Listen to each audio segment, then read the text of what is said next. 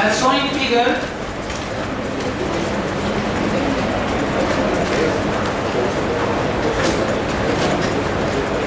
a particle is left from rest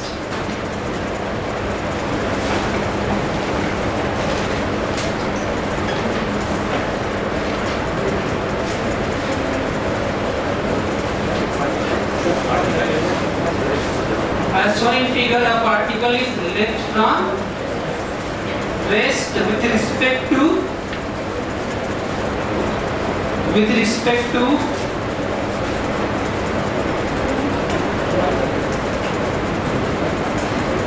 rotating disk.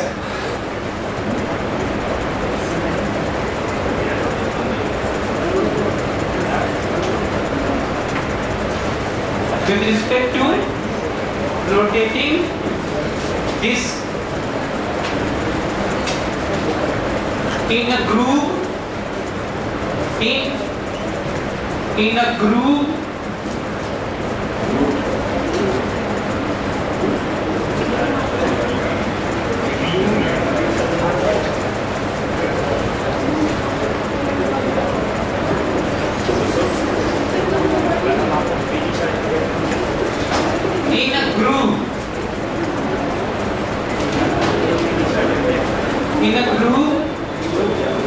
at distance d from center, at distance d from center.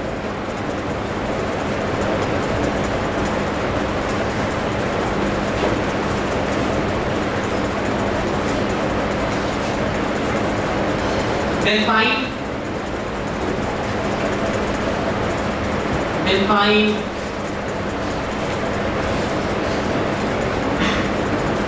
velocity of particle, velocity of the particle as a function of distance x, as a function of distance x from center of disk.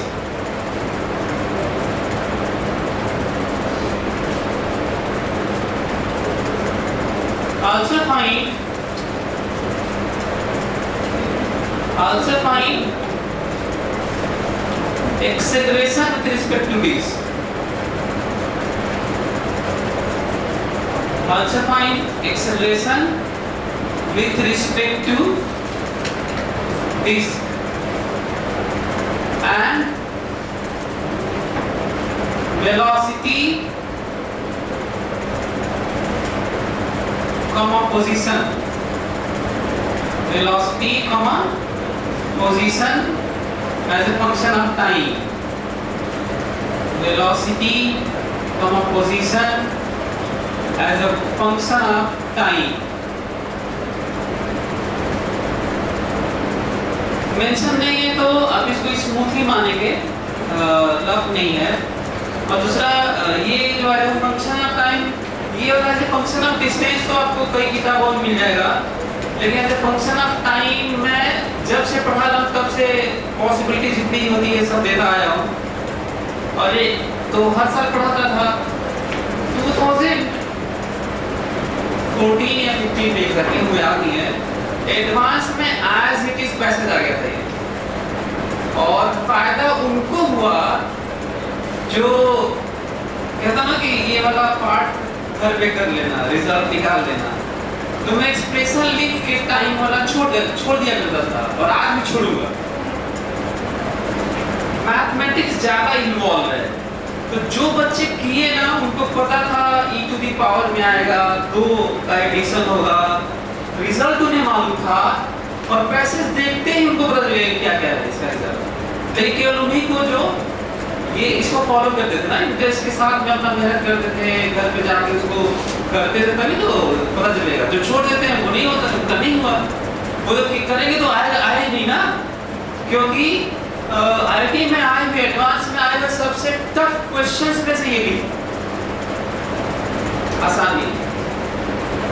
कौन सा वाला अच्छा, पहला वाला आसान है जो part है, वो तो किताब में मिल जाएगा, एचसीडी में मिल जाएगा। टाइम टाइम वाला नहीं मिलेगा। तो करिए फिर देखते हैं। ग्रू, अच्छा हाँ, ग्रू सोच रहे हो क्या होता है? तो डिस्क है ये ना, स्मूथ डिस्क है, फ्रिक्शन इन्वॉल्व नहीं है, तो उसमें एक गड्ढा बना दो।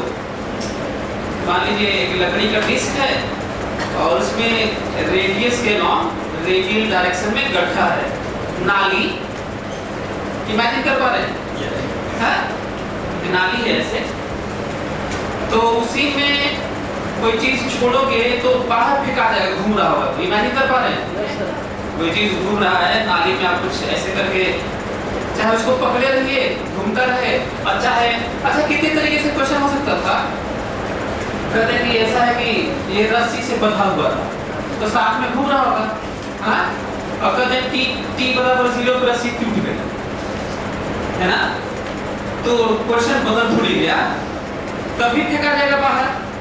जैसे इस पे कुछ रखेंगे फैन पे और इस चलेगा तो बाहर चला जाएगा ना, स्लाइड आउट। इमेजिन कर पा रहे हैं आप लोग? अच्छा, एक और चीज, ऐसा ना हो कि मैं लास्ट में भूल जाऊं, तो सारा क्वेश्चन का आंसर, तरीका, वैल्यू, एक एक चीज सेम होगा। यदि मैं क्या करता तो डंडा देना हो,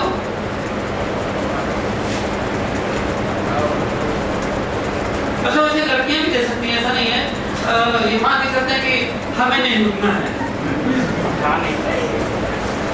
ऐसा मान के करते हैं हम तो कमजोर वाले पार्टी में है ना, हमको उठना नहीं है, उठने में कहीं बेहोश न हो जाए, ऐसा तो नहीं है। यदि इसमें कोई रिंग है और ऐसे में करूं तो एक एक चीज से होगा ये वाला। इमेजिन कर पा रहे हैं घर पे कोई रिंग इसमें लड़के से घुमाइएगा, बाहर चला जाएगा, हाँ? अच्छा, वही क्वेश्चन तब भी होगा जब पाइप हो और उसके अंदर कुछ डाल दीजिए और पाइप टूट जाएगी तो भी बाहर फेंका जाएगा। तो ये हो, चाहे पाइप के अंदर कुछ हो, चाहे डंडे के अंदर रिंग हो और उसको ओमेगा से घुमाइएगा, वो स्लाइड आउट हो जाएगा। इमेजिन कर पा रहे हैं आप? चलिए करिए, कोशिश करिए।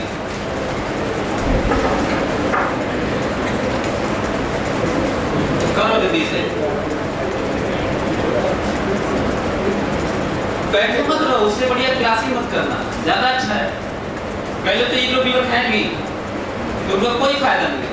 मैं कईयों को पॉइंट आउट नहीं कर रहा हूँ, मैं देख पा रहा हूँ कि कभी आते हैं कभी नहीं आते हैं, कोई फायदा नहीं। वो फालतू में आज भी बैठा हुआ है, जो भी है कुछ नहीं समझ में आएगा उसको, तो बल्कि छोड़ दे ज्यादा अच्छा है। 12th में फेल भी होना होता है, ये भी बता दो। जो भी रेगुलर हो, पढ़ाई में मन नहीं लग रहा है, तुम IIT और NEET सब छोड़ो, तुम्हारा 12th पास नहीं होगा, तुम नहीं कर सकते।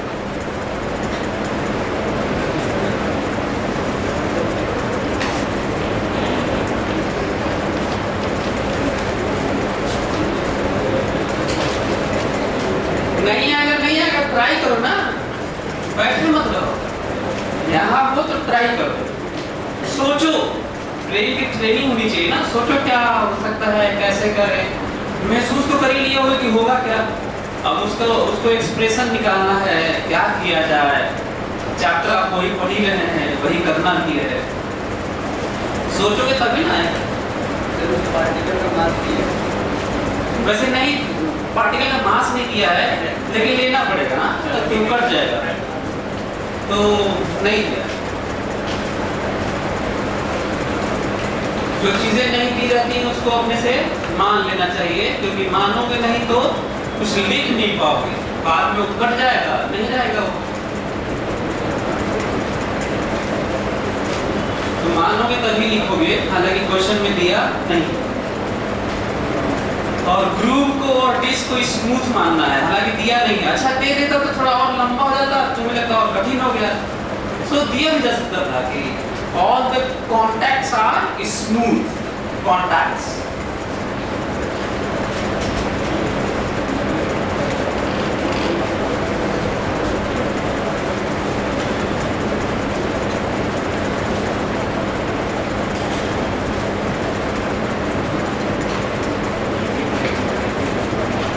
हो गया? As a function of physics तो निकाल लो, वो तो बताओ पहले। दो क्वेश्चन है ना इसमें, कोई चीज एक as a function of distance x है और टाइम के साथ है, तो मैं मान के रहा टाइम वाला शायद आपसे न हो। क्यों ना हो? क्योंकि आप शायद वो अभी उस लेवल का इंटीग्रेशन 12th में नहीं पढ़े। इंटीग्रेशन हो गया? हाँ, तो हम वही छोड़ देंगे। इसका मतलब है कि फिजिक्स छोड़ रहे हैं, हम क्या छोड़ेंगे? मैथ्स। बहुत जरूरी है मैथ्स फिजिक्स के साथ, नहीं तो अंत तक पहुंच ही नहीं पाएंगे कोई क्वेश्चन में, क्योंकि मैथ्स इन्वॉल्व है। करते हैं फिजिक्स तक करते हैं, कई चीजें तो रिजल्ट भी निकालेंगे। इंटीग्रेशन जो कठिन वाला है उसमें ना, तो चलो देखते हैं इसको।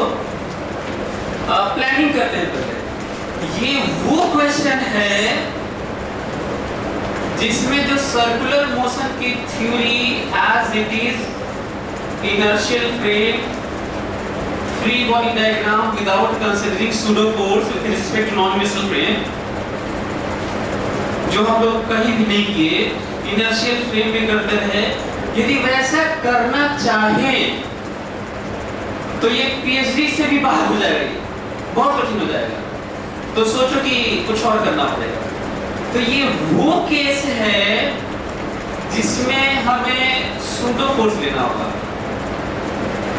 फिर से उसमें जाते हैं, न्यूटन्स लॉज ऑफ मोशन में जाते हैं। याद करो, हम दोनों तरीके से करते थे वहां पे, जिसमें भरसक प्रयास करते थे कि सूडो फोर्स की जरूरत नहीं पड़े, लेकिन कई में सूडो फोर्स से आसानी से होता था। इसका मतलब ये नहीं था कि बिना सूडो फोर्स के नहीं होता था। पर यहाँ पे इतना कठिन हो रहा है कि होगा ही नहीं, मतलब केवल सूडो फोर्स से ही होगा। अब आप क्वेश्चन करेंगे सर पता कैसे चल रहा है और हमको कैसे मालूम चलेगा? क्वेश्चन हो ना, हमको कैसे मालूम चलेगा? तो मैं बता देता हूँ। सिंपल सा कहीं सर्कुलर मोशन है या कर्व मोशन है, वहां पे तो कर लिए थे अभी तक, लेकिन कोई चीज मोशन कर रहा हो, उसके अंदर कुछ मोशन हो रहा हो तो दिक्कत हो रहा होगा।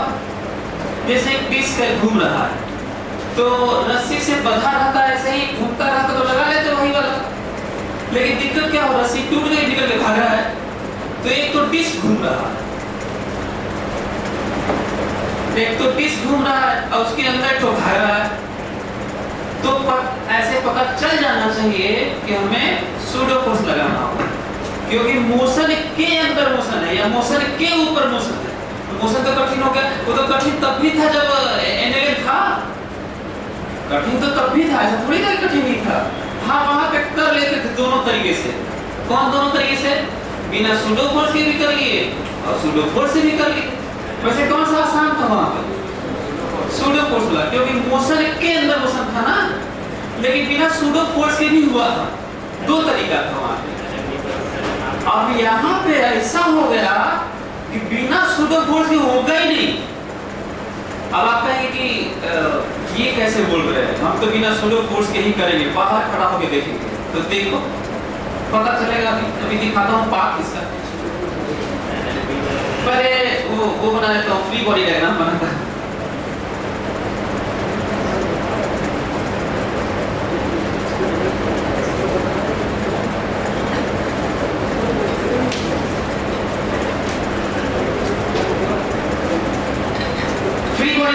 पार्टिकल को बनाता हूं ना,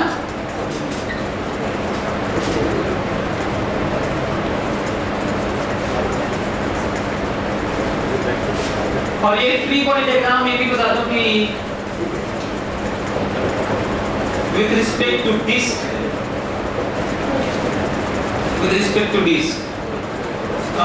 डिस्टेंस डी है, ये सेंटर है।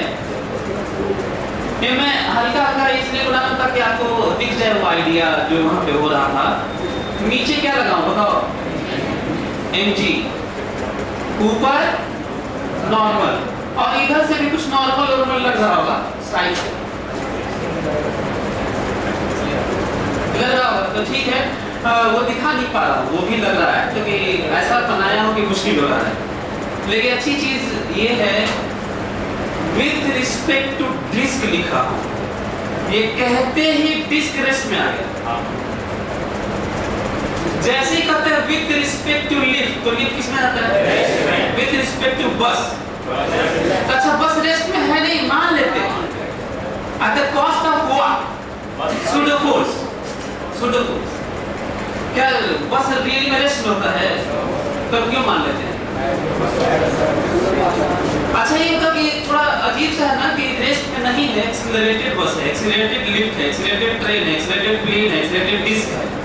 तो ये तो है नहीं, रेस्ट में तो है नहीं, तो मानना गलत है कि नहीं? मानना गलत है, लेकिन एक और गलत फोर्स भी लगाते हैं और गलत गलत को काट देता है और सही हो जाता है। गलत तो है मानना, भाई जो चीज रेस्ट में नहीं है रेस्ट में कैसे मान सकते हैं? तो आपने एक गलत माना कि रेस्ट में है, तो एक तो गलत क्या लगा लेते हैं? फोर्स, और गलत गलत को असही हो जाता है। अब समझ में आया? तो देखो कितना आसान हो गया। अच्छा आसान क्यों होता है? आसान इसलिए होता है क्योंकि मोशन के अंदर मोशन होता है, तो मोशन बड़ा कॉम्प्लेक्स होता है, क्या हो रहा है दिखता ही नहीं है। लेकिन जब एक रेस्ट में मान लोगे तो दिखेगा ना। जैसे मान लो कि ऐसे हो ही नहीं रहा, ऐसे हो ही नहीं रहा, भाई घूम ही नहीं रहा है, तो उधर भागेगा, लीनियर भागेगा। इमेजिन कर पा रहे? तो ये वाला देखना ही नहीं है अब आपको, केवल रेडियली भागेगा। कैसे भागेगा? ये देखिए कितना इंटरेस्टिंग हो गया, कितना आसान हो गया, ये देखिए। तो ये देखिए ये डिस्टेंस। अच्छा हाँ, एक गलती हो गई हमसे, आप भी गलती मत करिएगा। ये दूरी डी तो है, तो ये शुरू में है, जब as a function of distance x बताना है या फिर टाइम भी बताने के लिए integration, differentiation, graph, this that, general equation, relation के लिए आपको सब जनरल लेना होगा। तो जनरली में बच्चे क्या करते हैं? डी ही यहाँ भी मान लेते हैं, जब भी ये रहा x। तो इसे सीखो, जब x के टर्म में बताना है कि जब दूरी x है तब एक्सेलरेशन बताइए, वेलोसिटी बताइए, चाहे ग्राफ बताइए, चाहे किसी पर्टिकुलर मूवमेंट पे वैल्यू बताइए, और चाहे कुछ दिक्कत होगी, कुछ और पाना होगा तो इंटीग्रेशन, डिफरेंशिएशन होगा, तो कुछ करना होगा। तो जनरल चाहिए ना तुमको। डी लिखने में क्या गलती हो जाएगी? स्पेशल लिख देंगे, शुरू वाला लिख देंगे। तो क्या डी लिखने से रिलेशन थोड़ी आएगा तुम्हारे पास x वाला? तो इसे क्या सीखने को मिल रहा है? चाहे करंट हो, मैग्नेटिक फील्ड हो, फ्लूइड का कोई भी पार्ट हो, भले ही शुरुआत में कुछ हो रहा होगा जिसे बाउंड्री कंडीशन बोलते हैं, स्पेशल केस, इनिशियल स्टेट बोलते हैं, उससे रिलेशन होते नहीं है, वो इंटीग्रेशन में वैल्यूज होती हैं। तो इसका ख्याल रखिएगा कहीं और भी, ठीक है? तो जनरल x सेंटर से कितनी दूरी पे है? x। तो ये पॉइंट उधर डी नहीं, तो इक्वेशन लिखिए आप। अच्छा देखिए, अच्छा फ्री बॉडी में कंप्लीट नहीं है, जितना है उतना तो लगाते ही हैं रियल फोर्सेस, उसके अलावा एक झूठा फोर्स भी लगाना है। कौन सा वाला? Pseudo force. कौन सा वाला? और जो सूडो फोर्स है डिस्क के रिस्पेक्ट में, वो सूडो फोर्स हम लोग उसी पार्टिकल जो चल रहा है उसके रिस्पेक्ट में लेके बात करते हैं ना, कि डिस्क के रिस्पेक्ट में बात कर ले तो एक कोरियोलिस फोर्स होता है, मतलब रोटेटिंग फ्रेम में आप सूडो फोर्स के नाम पे एक्सेलरेशन वाला जो करते हैं वो तो करते हैं, साथ में जो रेडियल फोर्स वो लगाना मस्ट, तो वो लगा लेते हैं। बताओ इस पार्टिकल का, इस जो घूम रहा था ऐसे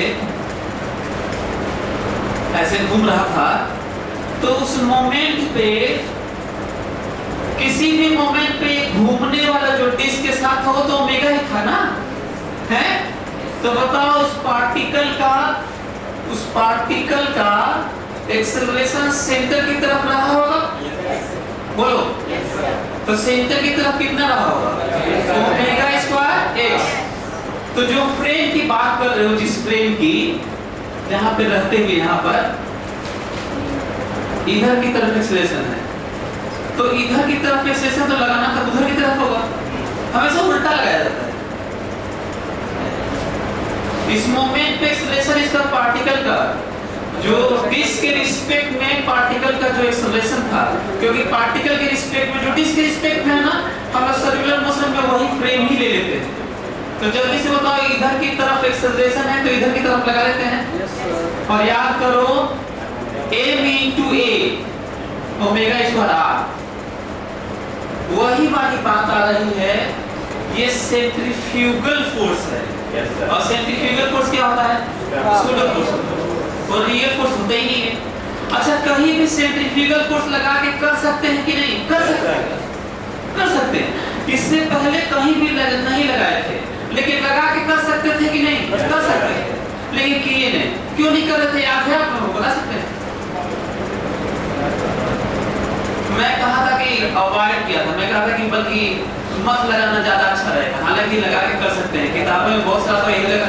यूपी बोर्ड में तो यही पढ़ाते भी हैं और टीचर को मालूम ही नहीं होता है कि ये फोर्स है कि नहीं, वो तो फोर्स मान के चलते हैं ज्यादातर। अच्छा, यूपी बोर्ड नहीं, सीबीएसई बोर्ड में भी है, इसमें भी मान के चलते हैं। पूछोगे ना, पूछोगे आईसीएसई बोर्ड में भी, हाँ पूछोगे ना कि ये लगा कौन रहा है, तो उसका पीठ पाट देंगे आपको। कोई फोर्स लग रहा है तो कोई लगा रहा हो ना, बिना किसी के लगाए फोर्स लगता है क्या? नहीं, लेकिन पूछोगे तो बताएंगे नहीं, आपको मार देंगे। तो हम लोग लगा सकते थे पहले भी, और लगा लीजिए। बल्कि मैं तो कह रहा हूँ कि सब टीचर्स जो बोर्ड वाले वही लगा के पढ़ाते भी हैं, तो लगा सकते थे। मैं इसलिए मना किया क्योंकि जो तुम लगा रहे हो उसके बाद तुम उसको रुका हुआ मानोगे, जबकि रुका हुआ था नहीं। तुम इक्विलिब्रियम मानोगे, बैलेंस मानोगे, था नहीं। एक्सीलरेशन तुम्हें लगेगा जीरो है, लेकिन जीरो है नहीं, तो कुछ दिक्कत हो जाएगा स्टेटमेंट में। यार ज्यादा अच्छा है कि भरसक प्रयास किया जाए कि एक्चुअल पढ़ा जाए। लेकिन यहाँ पे एक्चुअल क्यों नहीं पढ़ रहा? इतना कॉम्प्लिकेटेड हो जाएगा कि आएगा ही नहीं है।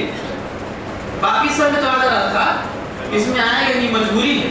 तो आज आपको सर्कुलर मोशन का वो हिस्सा पढ़ा रहा हूँ जिसमें सेंट्रीफ्यूगल फोर्स मजबूरी के तौर पे आ चुका है,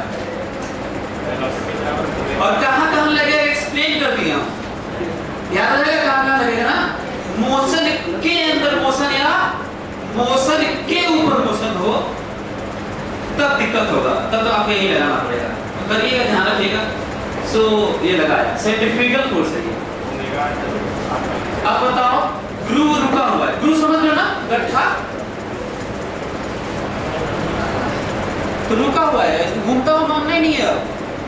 डिस्क रुक गया है, हालांकि रियली नहीं रुका है, तो निकल गया। देखो भागने वाला है क्लियरली।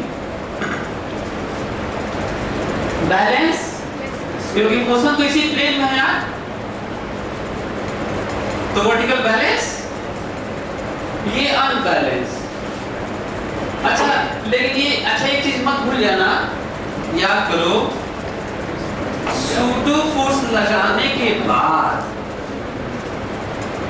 जब किसी मोशन, अच्छा मोशन के अंदर मोशन जब होता है और मोशन बहुत कॉम्प्लेक्स होता है, और सूडो फोर्स लगाते हैं एक को रेस्ट पे मानकर एक मोशन को, तो फायदा ये होता है कि एक ही मोशन बचता है जो दिखने लगता होगा।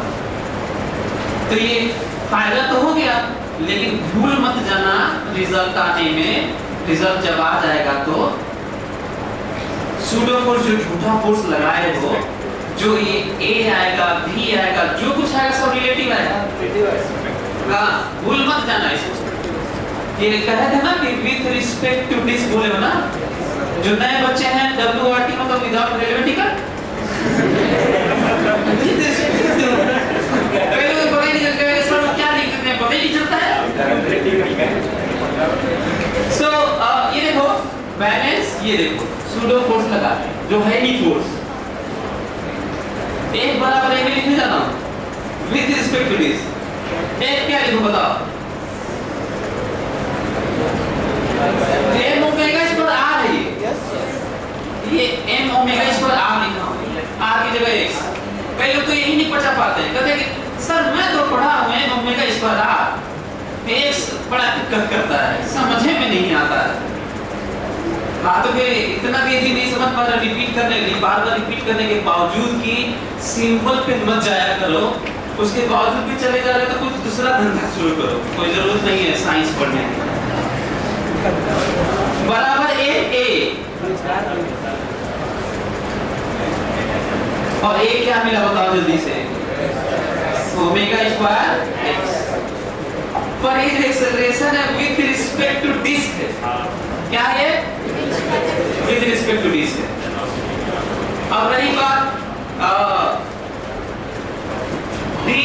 पे छोड़े हैं, कितने देर में ये बाहर फेंका जाएगा, या as a function of distance x कितनी वेलोसिटी है विद रिस्पेक्ट टू दिस, ये सब निकालना पड़े।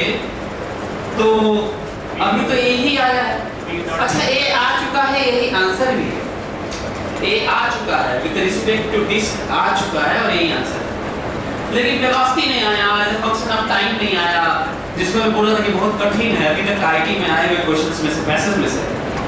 कैसे कर बताओ? v बराबर u प्लस at मार एक बार जाओ भाई सर, x डिपेंडेंट है ना, ये एक्सप्रेशन कांस्टेंट के तीन कोई क्वेश्चन लगाओगे कई बार। हां सर लगाइए सब भी। तो आप v बराबर u प्लस at, s बराबर ut प्लस आप ये सब नहीं लगा सकते, आप क्यों नहीं लगा सकते? एक्सीलरेशन वेरिएबल क्या है, और जब एक्सीलरेशन वेरिएबल होता है तो तीन इक्वेशन नहीं लगता है, क्योंकि वो तीन इक्वेशन केवल कब लगता है, हां तो नहीं लगेगा। तो क्या करें तो बताओ, इसका तो क्वेश्चन ही न करें, नहीं लगेगा तो डेफिनेशन से शुरू करना होगा, फंडामेंटल से शुरू करना होगा, बेसिक से शुरू करना होगा। जो बोल रहा हूं सब एक ही बात। सो एक ही जगह फंडामेंटल मैं dv/dt भी लिख सकता हूं और सही है, लेकिन क्योंकि x के टर्म में है, t के टर्म होता तो लिखता है, t के टर्म होता तो dv/dt लिखता। अच्छा हाँ, याद है ना कि जब हमारे पास रिलेशन कोई मिलता है तो हमें हमारे देखने का नजरिया दो होना चाहिए, एक तो डिफरेंशिएट करने वाला और दूसरा इंटीग्रेट करने वाला। इंटीग्रेट वाला पता नहीं चलता ना यार, क्या करना होता है, डेफिनेशन रखने वाला, और सारे चैप्टर में सही, सब जगह सही। तो डिफरेंशिएट करें dA/dx ना, d this by d variable, ऐसे ही सोचना है, d this quantity by d variable quantity. किस चैप्टर में? सब। तो यहाँ पे d this by d this, तो कितना हुआ dA/dx, तो कितना क्या होता है ये? घंटा। कुछ नहीं, घंटा कुछ नहीं देता ये। एक तो ये डिफरेंशियल खत्म हो गया, दूसरा डेफिनेशन बचा। अच्छा वो भी नहीं देगा तो फिर होगा भी नहीं, यदि वो भी नहीं होगा तो फिर होगा भी नहीं आपको, क्योंकि दो के अलावा तरीके ही नहीं करोगे क्या। तो डेफिनेशन रख लेते हैं। तो एक जगह हमारे पास दो ऑप्शन है, क्या क्या? एक जगह dv/dt भी रख सकते हैं और dv/dx भी रख सकते हैं। तो जिस टर्म में होता है वो रखते हैं, तो कौन सा रखूं? dv/dx।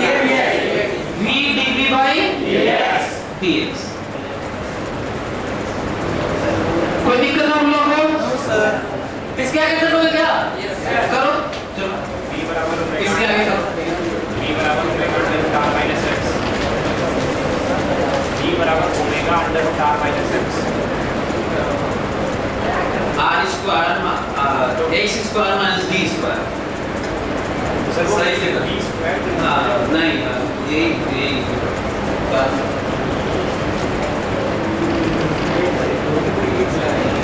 जल्दी करो और देखो कि क्या गलती हो जा रहा है। गलती बहुत सारे लोगों से गलती होगा अभी भी, इसके बाद भी गलत होगा, उसको रियलाइज करना कि तुमसे क्या गलती हो गई। तुम पेन चलाओगे तभी ना रियलाइज करोगे, मैं तो सीधा उतार लोगे लिख दूंगा तो उससे तुम्हारा अच्छा नहीं होगा।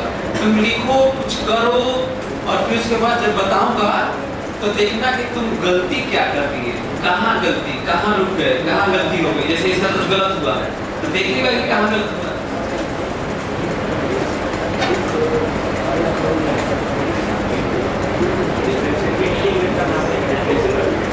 चलिए आगे बढ़ता हूँ। देखो एक आइटम एक तरफ, और जनरली यही होता है, इधर वाला इधर ले जाते हैं। v dv बराबर ओमेगा स्क्वायर x dx, सही है। अच्छा ये मत करना dx इधर x इधर, अरे यार x उधर ही रहने दो, x उसी के साथ ना रहेगा। अच्छा कई लोग कहते हैं सर dx नहीं रहने dv इधर कर लीजिए, तो इंटीग्रेट कहाँ से करोगे? तो ये सब ध्यान रखना। ये देखो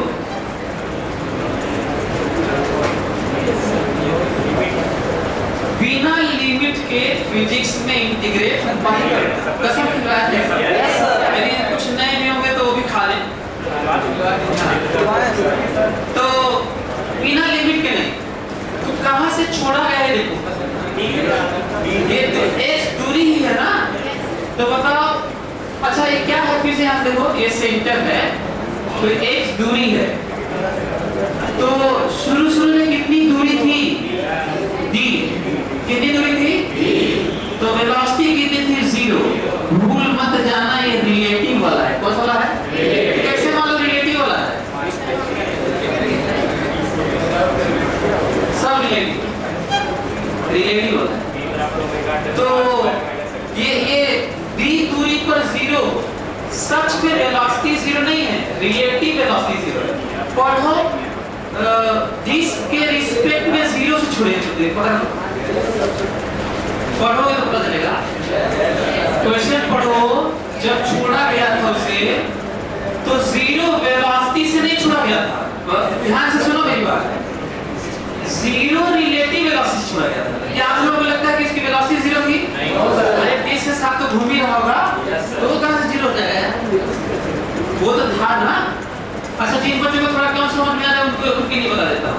मान लो एक रस्सी बंधी हुई है,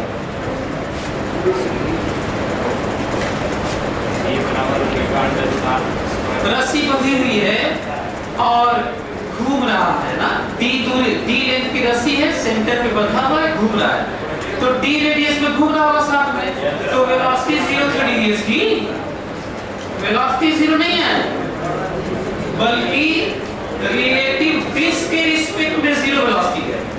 और मान लो रस्सी टूट गई तो निकल के भागेगा बाहर, तो शुरुआत तो रिलेटिव 0 है, एक्चुअल 0 थोड़ी है वो। कौन सा एक्चुअल 0 क्यों नहीं, क्योंकि साथ में तो वेलोसिटी थी ना, ये वाली तो रहने दो।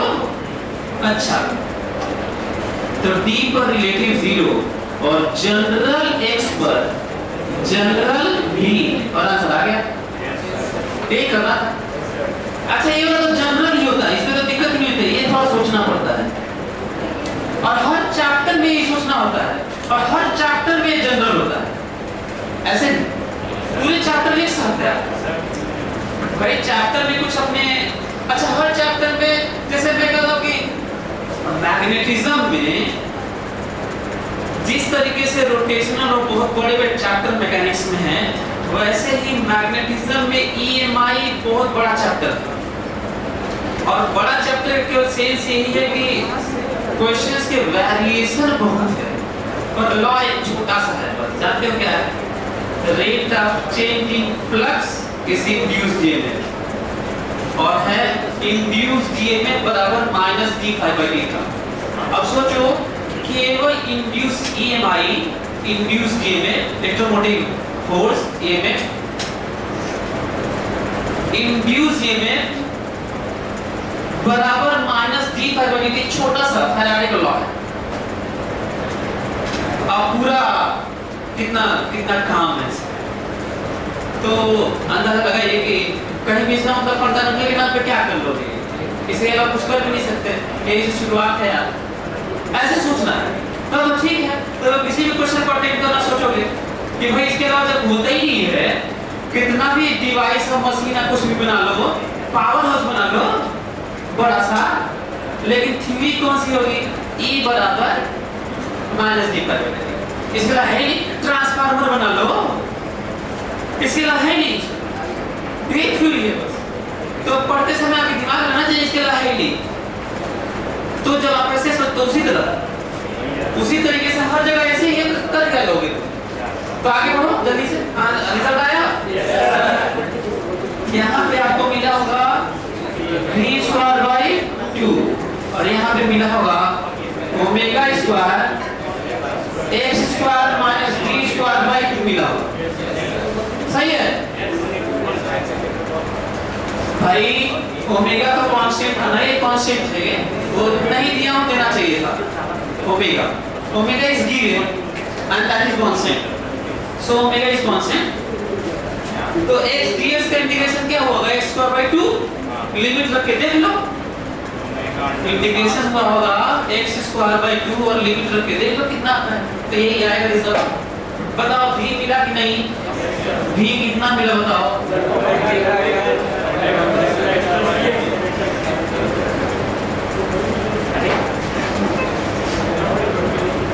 निकालना था और इतना ही तक किताबों में मिलेगा भी आपको।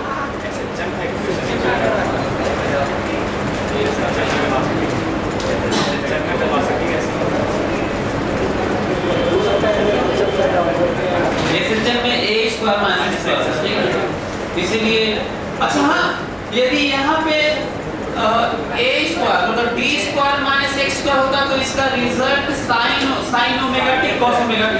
Yes sir. लेकिन क्योंकि उल्टा है तो e टू द पावर में चला जाएगा। मैं तो कहता हूँ जिस तरीके से उसके फॉर्म का रिजल्ट साइन cos याद किए हो वैसे ही इस फॉर्म का रिजल्ट तुम e टू द पावर और log याद करो।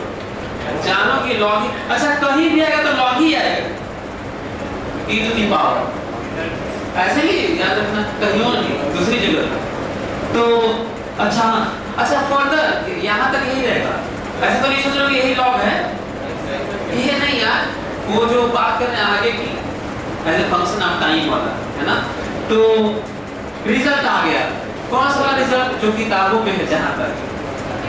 अब रहा आईटी में आया हुआ पैसेज जिसको मैं बोल रहा था कि मैं जब से पढ़ा रहा हूँ शुरू से 2005-06 से ही मैं हमेशा एक ही क्वेश्चन में पूरा वेरिएशन तब से देता रहा हूँ, सारा ग्राफ सारा रिलेशन। वो तो तुम लोग मैं थोड़ा कम भी किया हूँ हल्का फुल्का, नहीं तो अलग अलग लिखवाता था question as a function of time, find velocity as a function of time, find acceleration as a function of time, find position as a function of time and so on. तो हालांकि आप में भी है, सो कैसे निकलेगा बताओ, कितने देर में निकल जाएगा बाहर as a function of time, तो सब नहीं है ना अभी। अच्छा एक और चीज है, देखो मान लो डिस्क घूम रहा है और इस पार्टिकल को सेंटर से थोड़ा सा शिफ्ट करें बगल में, सेंटर से छोड़े, क्वेश्चन बनता है ना। डिस्क घूम रहा है और सेंटर पर रख के थोड़ा सा छू दे उसको ग्रूव में, तो भी निकल के फेंका जाएगा। तब क्या कर रहे होगे बताएं? तब ये कर रहे होगे ये जीरो होगा, d जीरो होगा और v की वैल्यू ओमेगा x होगी। भाई यही ना बदलोगे और क्या बदलोगे? क्लियर हुआ नहीं? d ही ना जीरो करोगे यार। तो यही समझो कि जो इनिशियल कंडीशन है वैसे यही था, बस कह देते कि ये कैपिटल R/2 है तो वही रख लेते यार, जो रखते हो रखते, जो रहता हो रखते। तो ये बहुत जरूरी है कि जनरल निकालें हम लोग, पर भूल मत जाना फिर से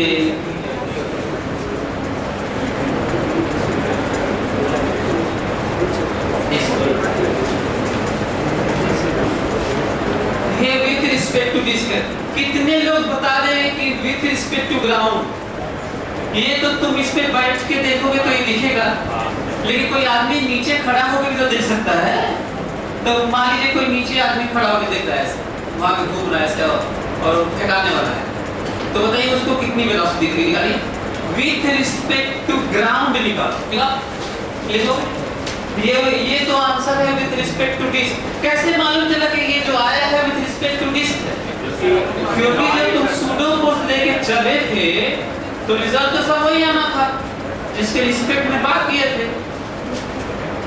तो जल्दी से निकालो, विथ रिस्पेक्ट टू ग्राउंड लिखो।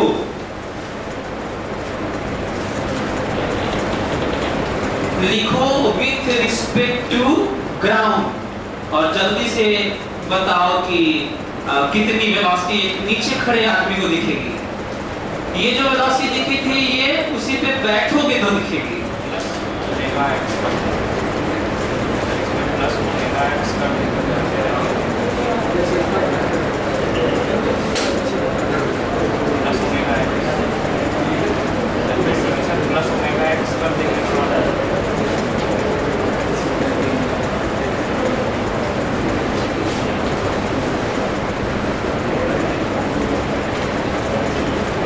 चलो मैं बताता हूँ, देखो तो पहले तो मैं चाहता हूँ कि आप पहले ये रियलाइज करते, देखो तो मेरी हार्दिक इच्छा है कि आप पहले ये रियलाइज करें।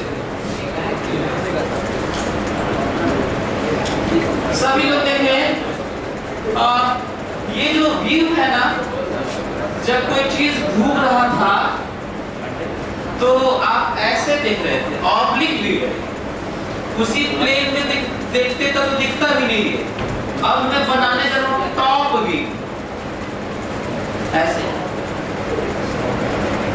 कंप्लीट सर्कल दिखेगा, और कंप्लीट सर्कल दिखेगा तो mg अवे होगा और नॉर्मल टुवर्ड्स होगा। इसमें आ रहा है तो फोटो बना, मतलब ये जो व्यू है ये वाला वो बन गया।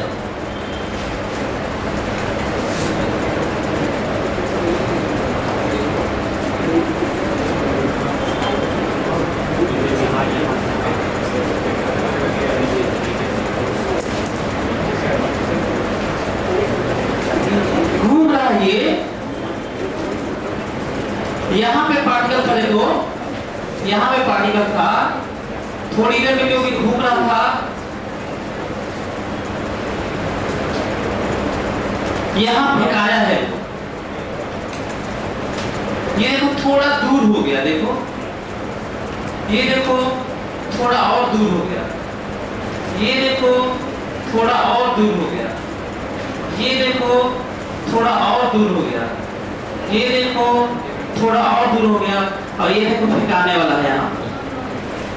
अब ये सोचो, अच्छा ये समझ में आ रहा है आप लोगों को, ये सर्कुलर पाथ है नहीं, ये सर्कुलर पाथ लगा तुम लोगों को इतना घातक है कि हमको लग रहा है कि दुनिया में कोई निकाला भी नहीं होगा, शायद आया ही नहीं होगा, निकाला कहाँ से गया। तो जो रिलेशन है इसका वो शायद निकला ही नहीं होगा, ऐसा सोच पा रहा हूँ, कम से कम पाथ तो नहीं निकला होगा शायद, और जिसका नाम भी नहीं, अननोन पाथ कहेंगे इसे, क्योंकि पाथ ऐसे होता है, पैराबोलिक होता है, straight line, circular, elliptical, hyperbolic, sinusoidal, cycloid, ये सब पाथ होता होगा ना। ये तो ऐसा है कि आप कुछ कह भी नहीं सकते, नाम ही नहीं रखा गया, अरे निकला ही नहीं, ना कहाँ से रखोगे, फ्रीक्वेंटली होता ही है। तो अच्छा हाँ, ये दिखाया इसलिए ताकि रियलाइज कर सको कि किसी मोमेंट पर एक्चुअल वाला है, पता है, ये एक्चुअल वाला है। जब आप ऐसे देख रहे होंगे तो यही दिखा होगा आपको फेंकाते हैं। तो क्या एक्चुअल वाला यहाँ पे फोर्स लगा के रेडियस ऑफ कर्वेचर तो मालूम चल नहीं रहा है, तो क्या स्टडी घंटा कर लेते इसका, भाई कर्व पाथ में रेडियस ऑफ कर्वेचर की तो जरूरत है तुमको, पता ही नहीं है। तो ऐसा लग रहा है, लग क्या रहा है, हमको लग रहा है ऐसा ही है कि सूडो फोर्स लगा के ही इसको किया जा सकता था, एक्चुअल से तो आ ही नहीं पाता, क्योंकि इतना कॉम्प्लेक्स पाथ है और रेडियस ऑफ कर्वेचर है कि हम सोच भी नहीं सकते हैं कि लगा के निकाल भी सकते हैं कुछ। अब आगे बढ़ता हूँ, किसी मोमेंट पर, चलो यही वाला मोमेंट लेते हैं।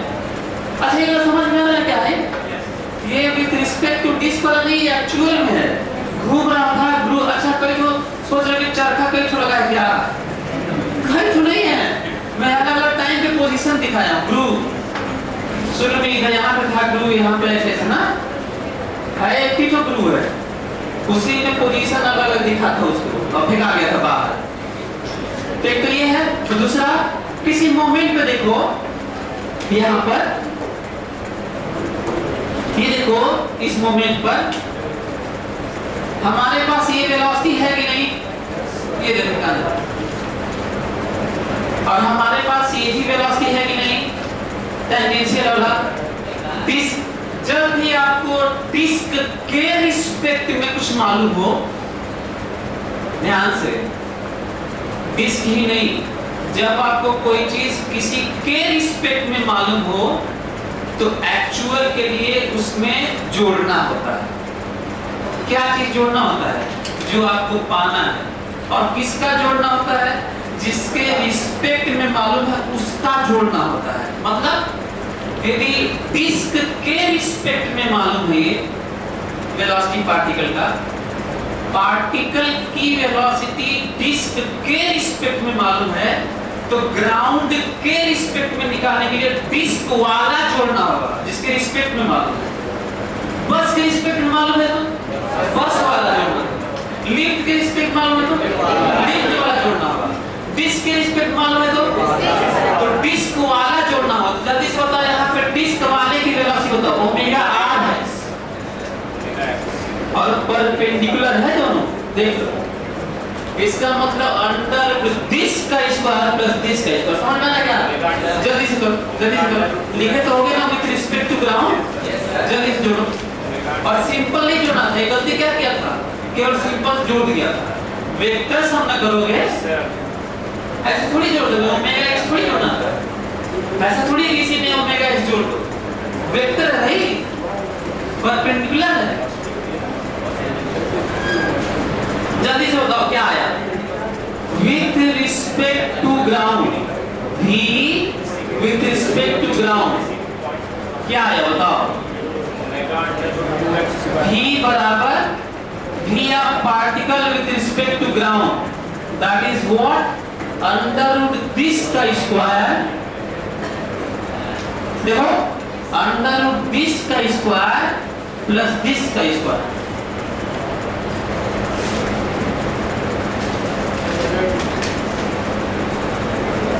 ये तुम लोग समझ में आ रहा है क्या?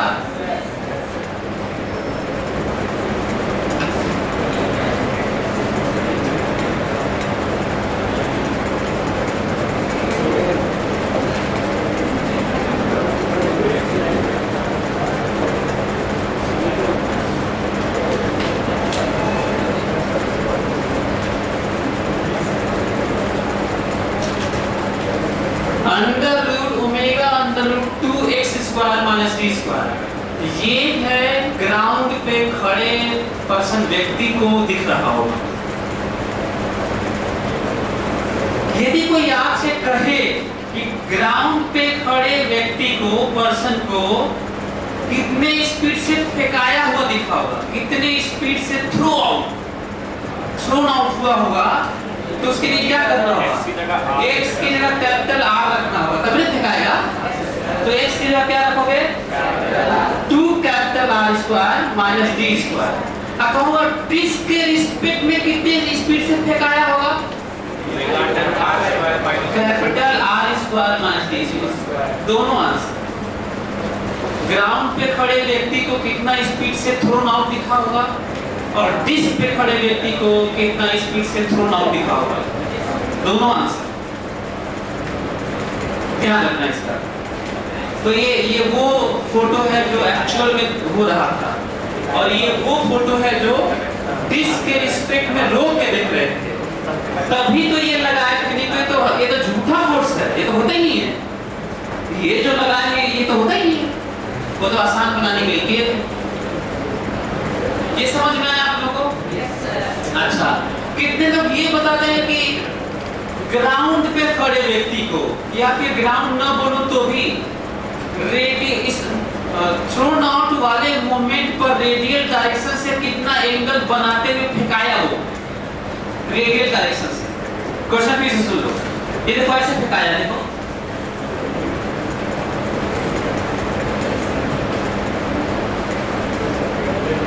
तो रेडियल डायरेक्शन से कितना एंगल पर, मतलब ये रेडियल डायरेक्शन से। अच्छा, यही ऐसे ही क्वेश्चन लिखा होता है तो क्वेश्चन ही नहीं समझना। यदि क्वेश्चन लिख दिया जाए इसी में, मतलब कि eight which angle theta with radial direction that particle is thrown out from this,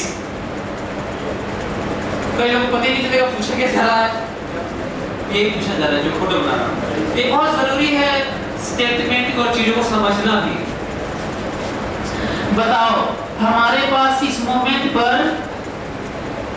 ये वाला है कि नहीं? कितना है? ओमेगा आर है। कितना है ये? ओमेगा आर है। और ये वाला भी है कि नहीं? कितना है बताओ?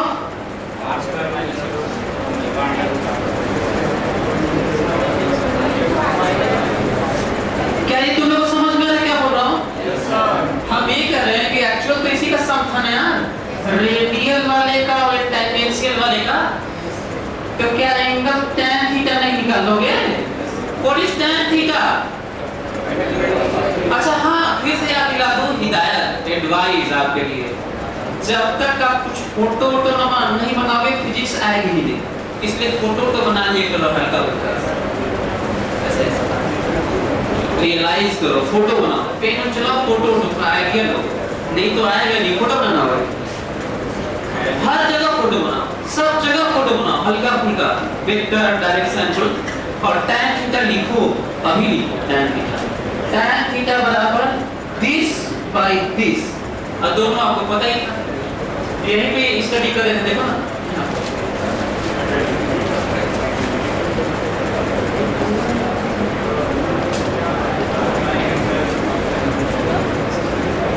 तो यही वाली बात ना लास्ट में भी कर रहे होगे, नया नहीं कर रहे होगे, आज तक यही ना कर रहे होगे।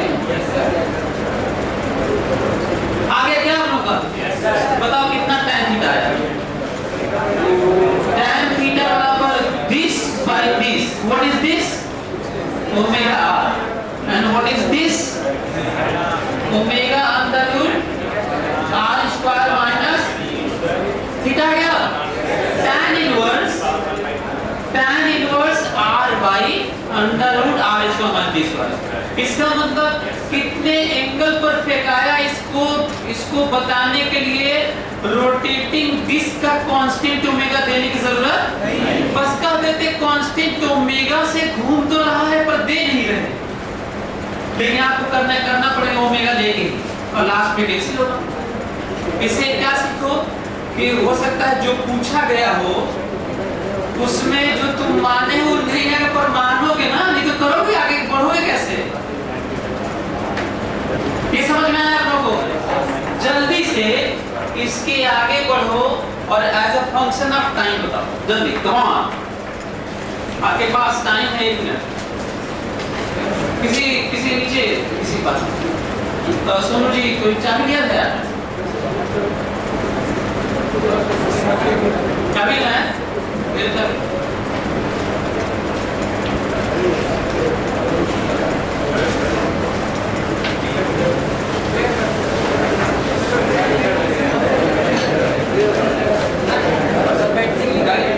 गाड़ी से तो निकाला हो, राम मोटर आ गए क्या, शायद आ गए, लिख रहे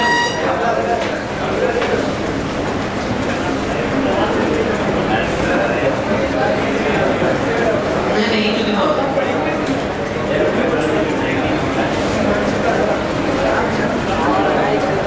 जल्दी से वही बात नहीं करना है, खुद अपने से। एक और चीज आप लोगों के लिए एक और एडवाइस है कि क्लास एक ऐसी जगह है और घर में भी दिन में कम से कम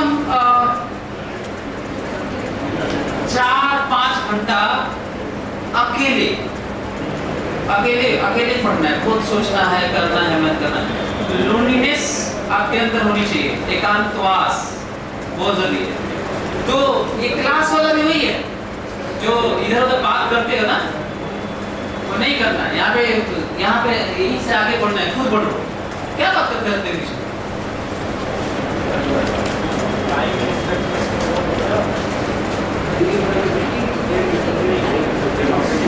क्लास में अच्छा करो। अच्छा, डिस्कशन बहुत अच्छी बात है, ये तो बिल्कुल होना चाहिए, और क्लास में थोड़ी होना चाहिए। अरे बीच में गैप करते फिर छोड़ दो और फिर कर लो, पहले आगे कर, थोड़ा क्लास से पहले आ जाओ। दूसरे के रिस्पेक्ट में कैसे इंटीग्रेट करता है, दूसरे के रिस्पेक्ट में कैसे इंटीग्रेट करता है। पहले तो मैं इसको भी डाल देता हूँ।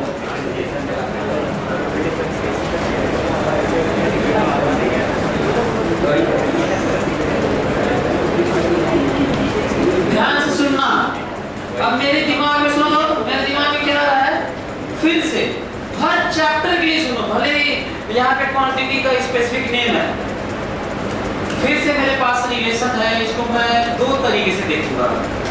पहला देखूंगा, और सही में यही पहले देखना चाहिए, डिफरेंशिएट करना, ठीक है। तो डिफरेंशिएट करना सोचूंगा हर जगह इसे, और डिफरेंशिएट कैसे किया जाता है, डी दिस, यहाँ पे करंट आई होता तो डी आई कहते, फाई होता तो डी फाई कहते, चार्ज होता तो डी क्यू कहते, एक्सेलरेशन होता तो डी ए, मास होता तो डी एम कहते, ऐसे। और डिवाइडेड बाय डी वेरिएबल, जिसके तरफ में है, वेरिएबल क्या होता है, एक्स है। तो कैसे सोचूंगा, d v by d x, और याद करूंगा कि क्या होता है, dv by dx क्या होता है? कुछ नहीं दिया। अच्छा हाँ, ये हो सकता है कि dv by dx निकाले तो कुछ तो देता तो नहीं, इसका नाम नहीं है, लेकिन उसके बाद जितना आएगा उसमें v का मल्टीप्लाई कर दें तो एक्सप्रेशन हो जाएगा। नहीं समझना है। मैं अगर dv by dx दे तो नहीं रहा है कुछ, क्योंकि नाम तो नहीं है इसका, लेकिन जितना आएगा dv by dx आ गया, जितना आएगा उसमें v का मल्टीप्लाई करें तो v dv by dx हो जाएगा। अब भी यही इसी फिर से मल्टीप्लाई करना, इसी को डिफरेंशिएट करके जितना आएगा फिर इसी का मल्टीप्लाई कर देंगे तो क्या मिल जाएगा बताओ? एक्सेलरेशन। ये मैं बताना चाह रहा हूं कि भले ही dv by dx कुछ नहीं दिया, लेकिन थोड़ा इधर उधर करके भी सोचा जा सकता था, है ना? एक तो ये पॉइंट जो आपको जानना चाहिए। चलो कुछ नहीं दिया, दूसरा वाला क्या करें बताओ? डेफिनेशन बोलो। Yes sir. भाई पहला वाला तो कुछ दिया नहीं, तो दूसरा वाला बचा, और दूसरा वाला ना दे तो कुछ नहीं होगा भी नहीं, कुछ मिलेगा भी नहीं। चलो बताओ, a के लिए तो हमारे पास दो ऑप्शन भी था, b के लिए तो ऑप्शन होता ही नहीं, क्योंकि v हमेशा dx by dt ही होता है। a ना दुट होता है, और एक तो dv by dt भी होता है, v dv by dx भी होता है, तो दुट होता है। v कहाँ दुट होता है यार? v तो एक ही टर्म होता है, तो क्या करूं बताओ?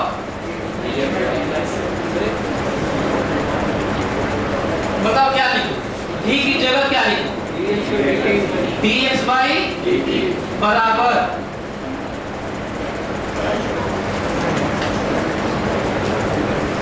अच्छा, कई लोग सोचते हैं कि सर ये यहाँ पे कैसे इतना खतरनाक लिख देते हैं, तो मैं इधर तो वही लिखा हूँ, बस v की जगह ही तो लिखा हूँ यार, और वो लिखा हूँ जहाँ से शुरुआत होती है डायनामिक्स। मतलब ये फंडामेंटल डेफिनेशन है, ये इसके पीछे को 9th में भी नहीं पढ़ सकते। मतलब यहीं से शुरुआत होती है dx by dt, है ना? सो मतलब फंडामेंटल, हालांकि 9th में तो आप लोग 6 चीजें की बात करने लगते हैं। सो dx by dt डेफिनेशन है, इसके पीछे बेसिक और फंडामेंटल कुछ होता भी नहीं। अब एक आइटम एक तरफ, तो ये वाला है। अच्छा कल जो x को अलग से बाहर निकाल के यहाँ रखते हैं, ये देखो बड़े खतरनाक होते हैं, अलग से निकाल लेते हैं सब।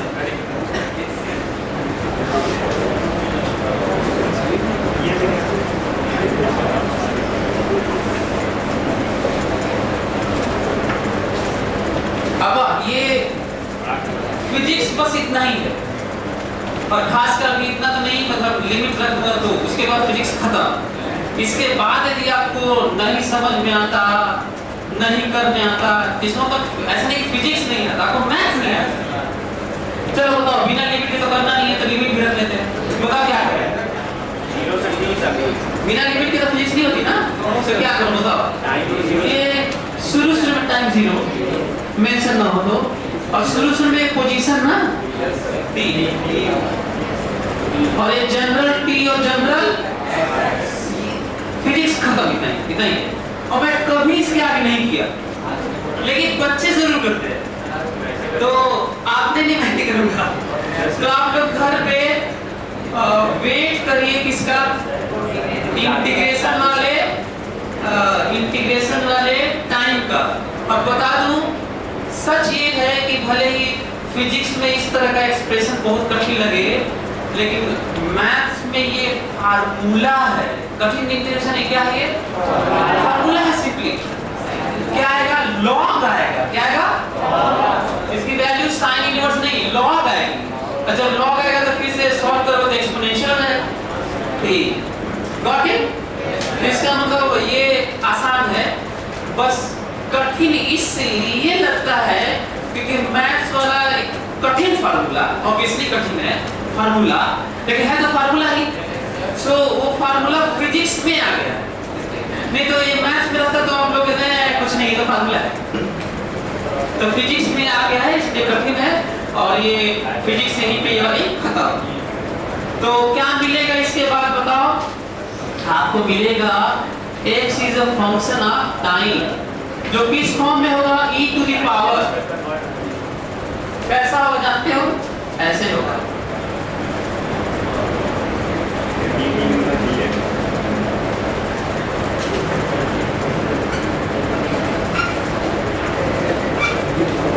बीटा की ऐसे हो सकता है कि प्लस हो माइनस हो, लेकिन सम कांस्टेंट इस टाइप का कुछ रिजल्ट आएगा। लेकिन मैं इस पे नहीं जा रहा हूँ, मैं इस पे नहीं जा रहा कि दोनों में माइनस है कि दोनों में प्लस है, क्योंकि मैं कहता हूँ कि बीटा माइनस तो प्लस हो ही जाएगा, इसलिए मैं इसको हटा भी सकता हूँ इससे ना। अल्फा बीटा अपना वैल्यू ले लेगा अपने अनुसार प्लस माइनस। सो जब ये मिल जाएगा इस तरह का, तो कोई कहेगा कि जो निकाले थे ना ये तुम v as a function of x निकाले थे, जबकि मेरा क्वेश्चन है v as a function of time, बताओ कैसे आएगा। मैं ये कहूंगा कि ये निकाले तो होगी, लेकिन तो मैं कहूँगा 1 सेकंड पे स्पीड बताओ, तो बता दोगे यहाँ से? अरे कहाँ रखो 1 सेकंड यार। मैं कहूँगा कि सेंटर से 1 मीटर दूर बताओ, तब ना रखोगे, तब मैं यहाँ पे 1 मीटर रखोगे यार। मान लो आधा मीटर पे छोड़े हो, मैं कहूँगा 1 मीटर सेंटर से 1 मीटर दूरी जब पहुँचा होगा तो स्पीड बताओ, तो यहाँ रखोगे। लेकिन कहूँगा 1 सेकंड बताओ, तो यहाँ पे रख लोगे। मैं रियलाइज करवा रहा हूँ कि मैं पूछा क्या और आया क्या। So what is velocity as a function of time, कैसे आया? मैं बताता हूँ। एक्स टी आया है, तो इस रिलेशन को फिर से कैसे देखूंगा? वही दो ही नजरिया है यार किसी भी चैप्टर में। पूरे साइंस में 2 है नहीं, पूरे साइंस की बात कर रहा हूँ, केमिस्ट्री तक में 2 देख ही नहीं सकते यार। तो ये आया है, तो मैं कैसे सोचूं? डिफरेंशिएशन सोचूं? dx/dt बोलो, टाइम ही तो है, तो dx/dt क्या देता है? तो मिल तो गया, ये तो पाना था, यही ना पाना था। अच्छा, acceleration as a function of time बताओ कैसे है? अभी t as a function of time आया था ना, ऑर्डर डिफरेंशिएट कर लेना है ना। अच्छा, अब डेफिनेशन रखने में कुछ नहीं मिलेगा, क्योंकि x जब कुछ रख नहीं पाओगे, x की जगह क्या रख लोगे बताओ? भाई v की जगह a की जगह कुछ रखोगे, x की जगह क्या रख लोगे? हाँ क्या बोलोगे? तो एक्सेलरेशन वाले की जगह dv/dt लिख के भी रख सकते हैं। कौन सा एक्सेलरेशन? a बराबर ओमेगा स्क्वायर x जो आया था, इनका कहना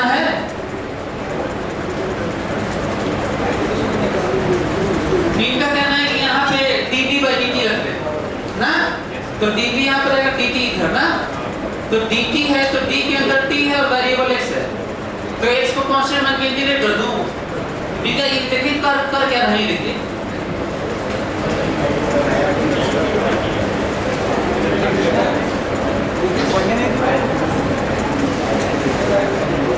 और ये क्या गलती करते हो भी बता दो।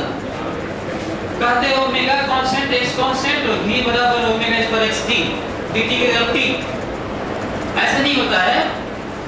d के अंदर जो वेरिएबल है ना, बाहर सबको कांस्टेंट नहीं मान सकते, x इज नॉट कांस्टेंट।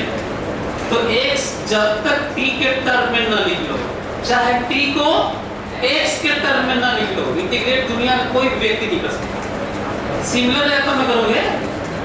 अच्छा, कांस्टेंट नहीं मान सकते, ध्यान रखना, लेने के x को बाहर ले लेंगे।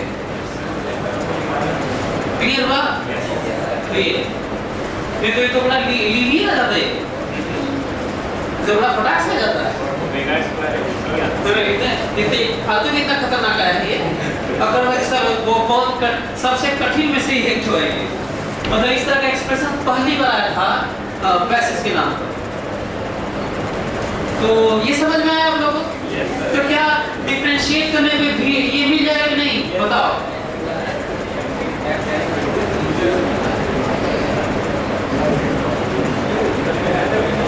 अच्छा, यदि मैं ऐसे लिख रहा हूँ ना, तो अब जरा ना धीरे धीरे लग रहा होगा। पहले सोचना कि सर प्लीज ऐसा मत पढ़ाइए सर, ये देखने में डर लग रहा है। इसका मतलब समझते हो? इसका मतलब है कि v t के टर्म में होगा बस। इसका मतलब क्या है?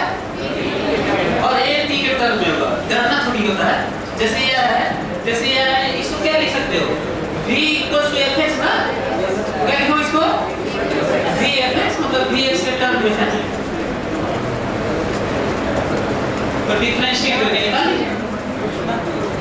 समझ में आया? आगे बढ़े, क्वेश्चन लिखिए।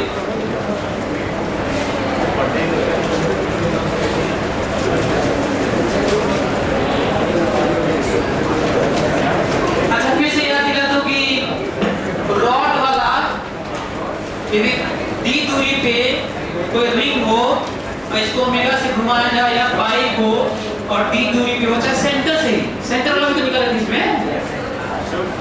मैं पूछूं आपसे कि as a function of time या कुछ भी बताइए, तो जो रिजल्ट है कुल वही आएगा, एक एक चीज वही आएगा। ये क्वेश्चन लिखिए।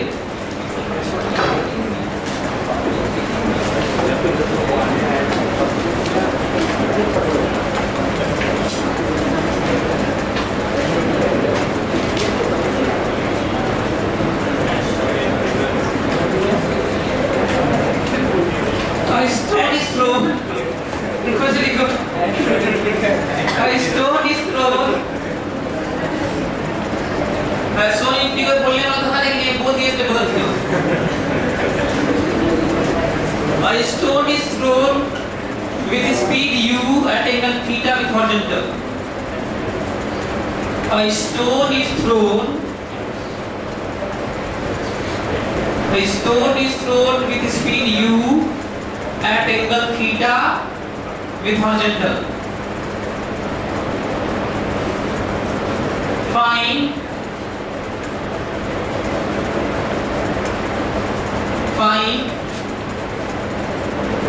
पहला part, radius of curvature at highest point. Radius of curvature at highest point. Radius of curvature at highest point. दूसरा, radius of curvature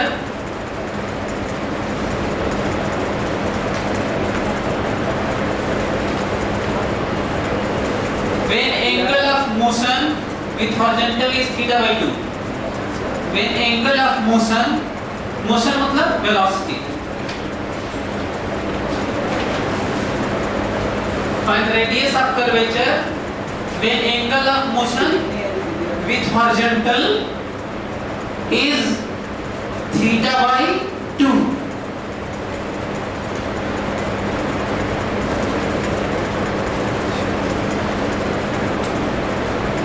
Next, find radius of curvature just after throwing it.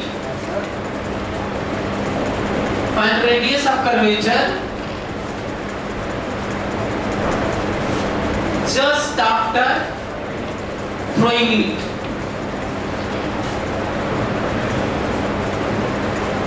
Find radius of curvature just after throwing it.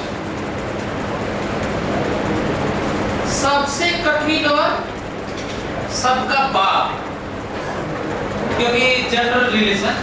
Find radius of curvature as a function of time and height h, as a function of time t and height h. Find radius of curvature. Find radius of curvature as a function of time t and height h.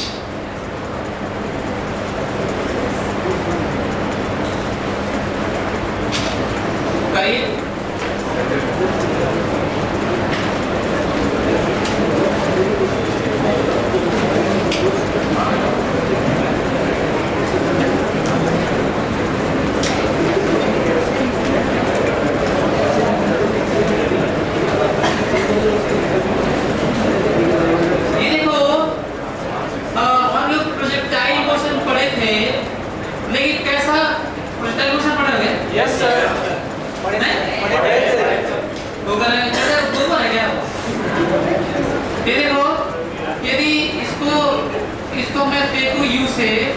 तो हमें ये पता है कितने देर तक ऐसे जाएगा, time of flight कितना दूर गिरेगा और जनरल रेंज कितना मैक्सिमम हाइट तक जाएगा, बहुत कुछ पढ़ेगा। यहाँ तक कि हम लोग भी निकाले, इक्वेशन ऑफ ट्रैजेक्टरी निकाले, पैराबोला आया, बहुत कुछ जाने, लेकिन ये वेरिएबल रेडियस ऑफ कर्वेचर पढ़ ही नहीं, क्योंकि निकाल ही नहीं पाते ना उस समय, क्योंकि वो तो थ्योरी यहाँ पे आ रही है।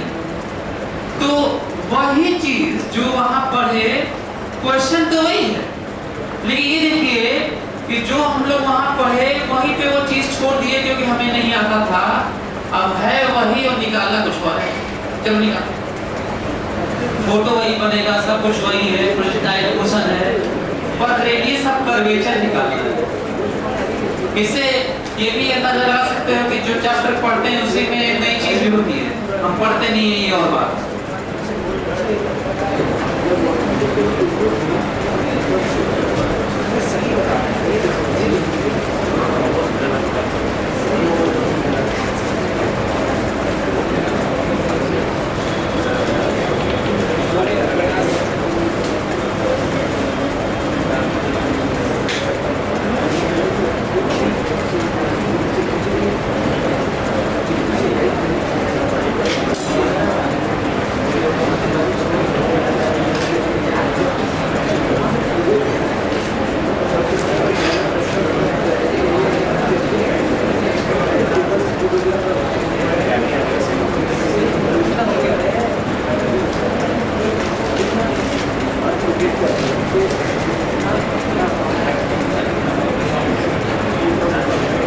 इक्वेशन ऑफ ट्रैजेक्टरी देखो तो y बराबर x tan theta minus half x square by u square cos square theta.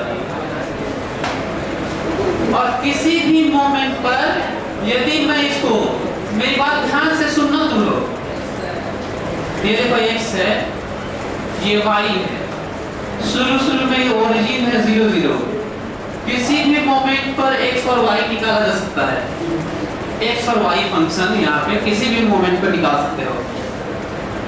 और रेडियस ऑफ कर्वेचर होगा 1 प्लस dy बाई dx का whole square to the power 3/2 by d2y by dx। यदि ये तुम निकालोगे और सही में x y की वैल्यू रखोगे तो आएगा, और जो आना चाहिए वही आएगा। 3-4 पेज लगेगा। मैं आपको एक लाइन बताऊंगा, तो बहुत सारे टीचर्स भी पढ़ाते भी नहीं है और पढ़ाते भी हैं तो कहीं से इधर जुगाड़ करके लिए रहते हैं, तो इसी से लंबा से निकालते हैं। लेकिन बहुत छोटे में भी आता है, और किसी भी मोमेंट पे दूसरे टॉप वाला ही नहीं, दूसरी जगह भी छोटे से आता है।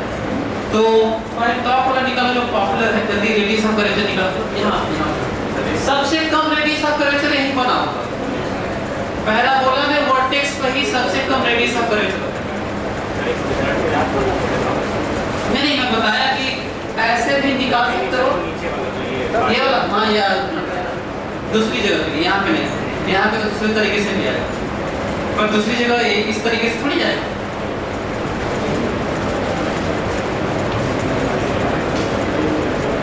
तो एक तरीका एक लंबा वाला है जो लेमैन अप्रोच है। इसे लेमैन क्यों बोल रहा हूँ? क्योंकि कहीं भी ऐसे फंडामेंटली कहीं भी अप्रोच किया जा सकता है, लेकिन अच्छा हाँ, ये वाला कहीं भी अप्रोच किया जा सकता है, तो यहाँ भी किया जा सकता है। लेकिन जो मैं अभी बता रहा हूँ इसके लिए स्पेशली अलग से, वो कहीं और नहीं लगेगा, पर ये सब जगह लगेगा, तो इसलिए ये भी बता दिया। वैसे चलिए देखते हैं थोड़ा छोटा वाला, जरा देखो तो यहाँ पे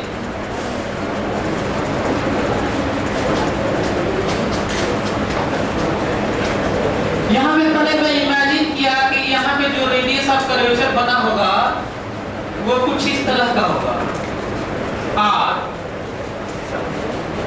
सही है। अच्छा, जल्दी से बच्चे क्या करते हैं वो भी बता दो। कहता हूँ कि यहाँ पे रेडियस ऑफ कर्वेचर बताओ, तो ऐसे करते हैं, ये रहा टोटल R, तो R/2 रेडियस ऑफ कर्वेचर है, इस सर्कल है, पहले से गलती क्या होती है वो बता दो। सोचते हैं सेमी सर्कुलर है, तो यही वाला रेडियस ऑफ कर्वेचर होगा, चाहिए वाला रेडियस ऑफ कर्वेचर। तो कुछ लोग मैक्सिमम हाइट वगैरह कहते हैं ये है, आप कुछ लोग ये हॉरिजॉन्टल रेंज का आधा बता कर देते ये है, दोनों ही गलत है। दोनों ही क्यों गलत है? क्योंकि ये सर्कुलर नहीं है, पैराबोलिक है, ठीक है। तो ये मत सोचो कि इसका रेडियस ऑफ कर्वेचर यहाँ पे h है, देखो ये गलत है। ये है रेडियस ऑफ कर्वेचर, इसका सेंटर यही है। अब दिक्कत है r कैसे है? सर्कुलर मोशन की थ्योरी लगाओ, अभी भी ये चैप्टर एनएलएम ही है, क्योंकि कहीं भी देखे होगे F बराबर ma के अलावा कहीं कुछ लगा नहीं रहा हूँ। फर्दर कुछ और जरूर कर रहा हूँ, लेकिन शुरुआत वहीं हो रही होगी। पिछले वाले में कुछ और किया था, कॉपी में देखो F बराबर ma लगाया, देखो जरा। Yes sir. अरे देखो एक बार, पढ़ना पढ़ लो, देखो F बराबर ma है। Yes sir. हाँ तो यहाँ भी लगेगा, लगा दो सभी लोग लगाओ F बराबर ma। फ्री बॉडी डायग्राम बनाओ, F बराबर ma लगाओ। पहले चल रहा है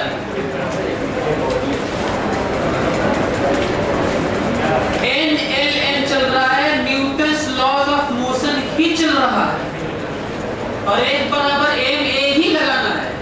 लेकिन F बराबर ma लगाने से पहले फ्री बॉडी डायग्राम बनाना है, और इस बात का ख्याल रखना है कि कर्व मोशन है, और कर्व मोशन में xy एक्सिस अच्छा वाला कैसा होता है? टेंजेंशियल और रेडियल। जल्दी करो, जल्दी करो, बहुत ज्यादा हिट कर दिया, बहुत ज्यादा हिट कर दिया। ट्राई करो, फिर देखो कि तुम कहाँ रुक गए। जल्दी से ट्राई करो, और जितना हो सकता है भरसक प्रयास करो लाने का। नहीं आएगा, नहीं आएगा, लेकिन जब मैं बताऊंगा तो तुम देखना तुम कहाँ रुके थे, क्या गलती हो गई, क्यों नहीं आया। तो मेहनत करोगे तभी पता चलेगा, और फिर मैं बता दूंगा नोट कर लो, उससे थोड़ी कुछ होगा।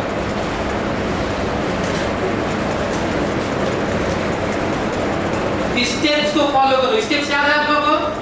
पहला स्टेप क्या है? एनएलएम के लिए इस पहला स्टेप फ्री बॉडी, दूसरा बढ़िया वाला xy एक्सिस, तीसरा रिजॉल्विंग ऑफ फोर्सेस, अगला इक्वेशन ऑफ मोशन बराबर है में, लास्ट वाला सॉल्व करने के बाद से। चलो चलो करो, फॉलो करो ना, फॉलो करो, स्ट्रिक्टली फॉलो करो। दुनिया का कठिन से कठिन क्वेश्चन होगा, क्योंकि मैं तो वही करता हूँ, मैं तो हर क्वेश्चन वही कर रहा हूँ ना, दूसरा तो कर नहीं रहा हूँ।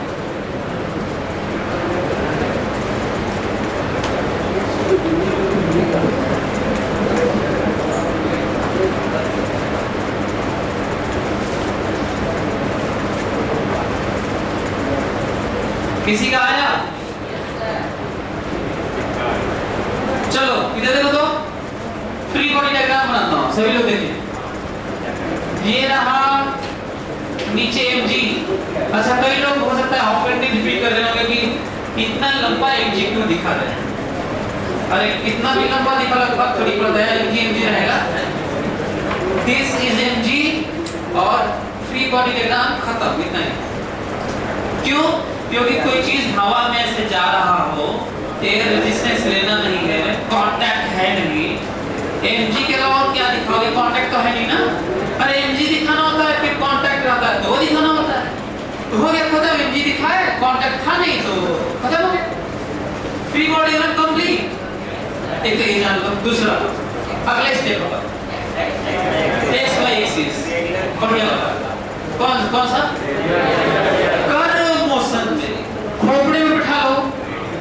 कर्व मोशन में टेंजेंशियल और रेडियल होना चाहिए। एक्सिस कैसा होना चाहिए?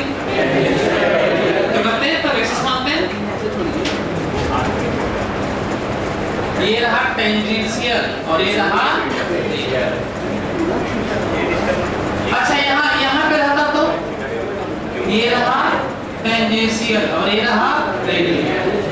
मैं दूसरी जगह भी दिखा देता हूँ, नहीं तो कई लोगों को आइडिया नहीं लगता है। टेंजेंट से मतलब टेंजेंट वाला। हाँ अगला बताओ, अगला क्या करूँ? नेक्स्ट बताओ क्या है? ए बराबर ए में तो लगाते हैं। अच्छा ए बराबर ए में कैसे? x के लॉन्ग भी और y के लॉन्ग भी हर क्वेश्चन में।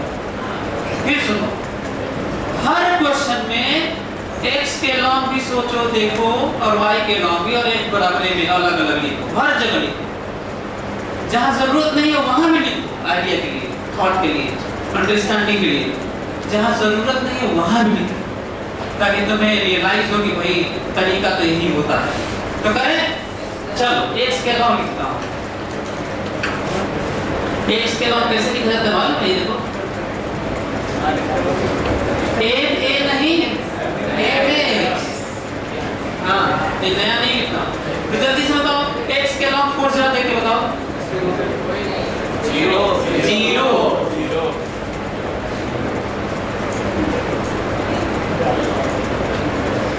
इसीलिए मैं कहा था कि भले जरूरत ना हो तो भी लिखो, जरूरत ना हो तो भी लिखो, और एक 0 आ गया।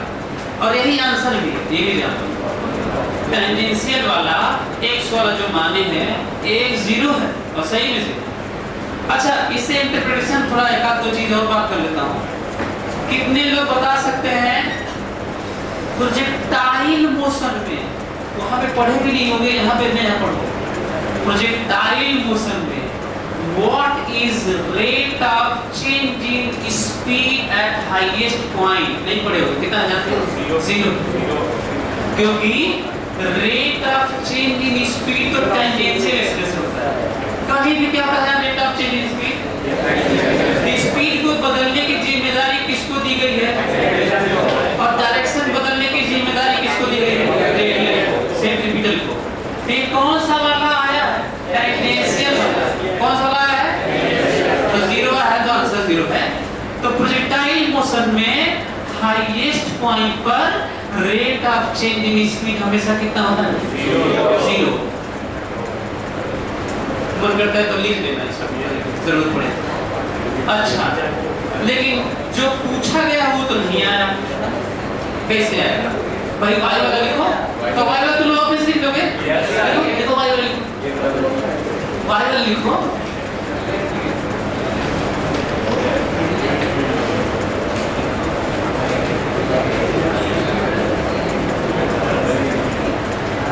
चलो मैं लिखता हूँ, देखो तो इधर देखो, यदि u है तो इधर कितने से फेंका गया है और इधर कितने से फेंका गया है?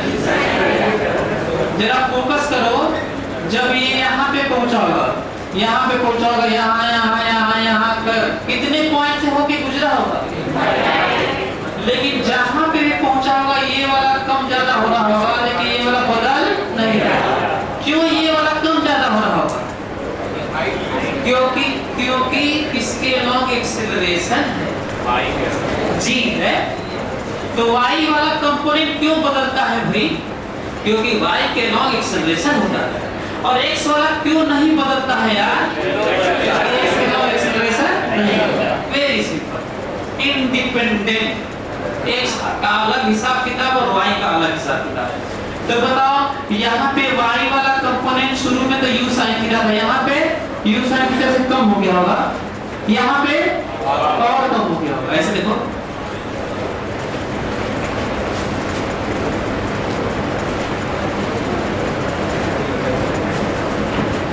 और यहाँ पे क्या हो गया होगा? 0। और फिर यहाँ पे नीचे हो गया होगा। क्यों y वाला बदल रहा है? कंपोनेंट वेलोसिटी का समझ में आ गया? क्यों बदल रहा भाई? क्योंकि y के लॉन्ग एक्सेलरेशन होता है। इंडिपेंडेंट बात, x के लॉन्ग नहीं बदलेगा, जितना यहाँ पे है उतना ही यहाँ पे भी है, उतना ही यहाँ पे भी है। लंबाई देखो, उतना ही पढ़ा रहा हूँ, देखो लंबाई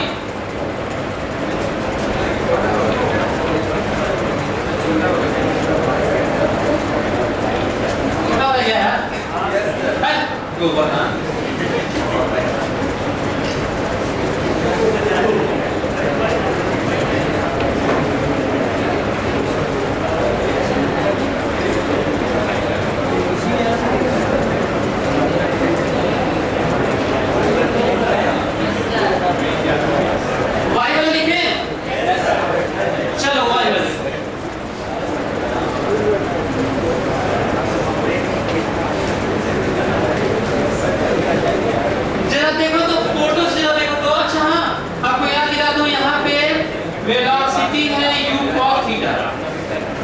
वेलोसिटी कितनी है?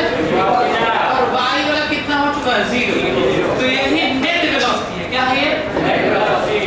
और भूलना मत, या तो मैं ये लिख लूं और या तो यहाँ पे फोकस करो, ये रेडियल डायरेक्शन है। क्या है ये? Radial direction. रेडियल डायरेक्शन है, इसकी जगह सी सी भी लिख सकते थे, तो क्या कहते? फोर्स टुवर्ड्स सेंटर, वाई वाला ही है, y force towards is equal to mass into acceleration towards centre. लिखें? बताओ फोर्स टुवर्ड्स सेंटर बताओ, mg। और बताओ ये कितना सेंटर की तरफ एक्सीलरेशन है, ये वो कितना ही होता है, v स्क्वायर बाई r हमेशा होता है। v की जगह क्या लिखूं बताओ?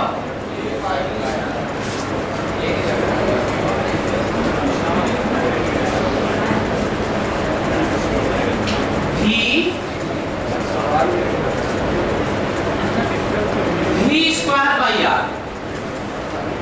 आपको सरप्राइज होगा जान के, बस इतना ही लिखने से आंसर आएगा, जबकि उससे कितने में आया था? 3-4 पेज में आया था। अब वो भी आप लोगों से तो हमको लगता है 3-4 पेज तो टीचर वाला बता रहा हूँ, आप लोगों का 10-15 पेज जाएगा, अब तब भी आएगा कि नहीं पता नहीं। What is the value of r? r इधर a में कैंसिल, r इधर करो, g उधर करो,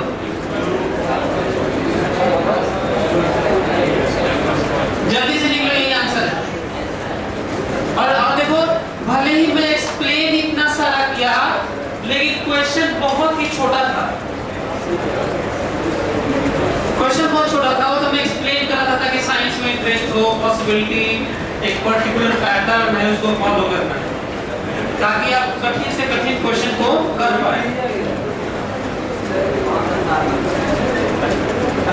नॉर्मल तब लगाते हैं जब कोई सरफेस रहता है तब ना, रस्सी या सरफेस रहेगा तब ना, कांटेक्ट तो हवा में है ना। अच्छा टेंशन मत मानना, इसको निकालना है ना, सरफेस नहीं है ना,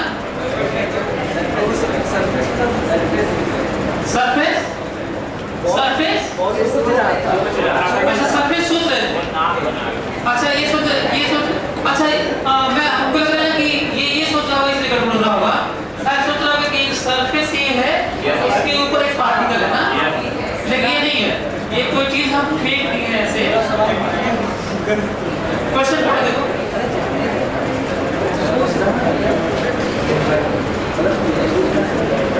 प्रोजेक्टाइल मोशन वाला चैप्टर है।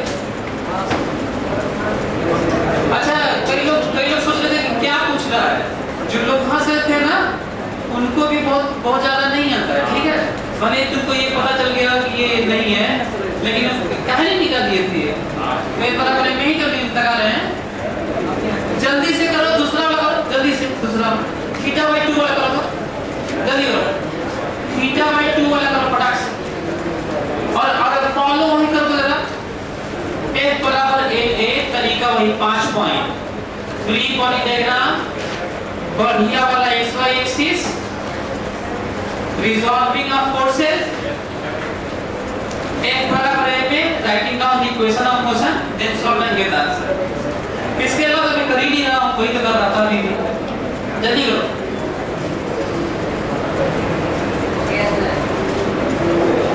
कर लिए?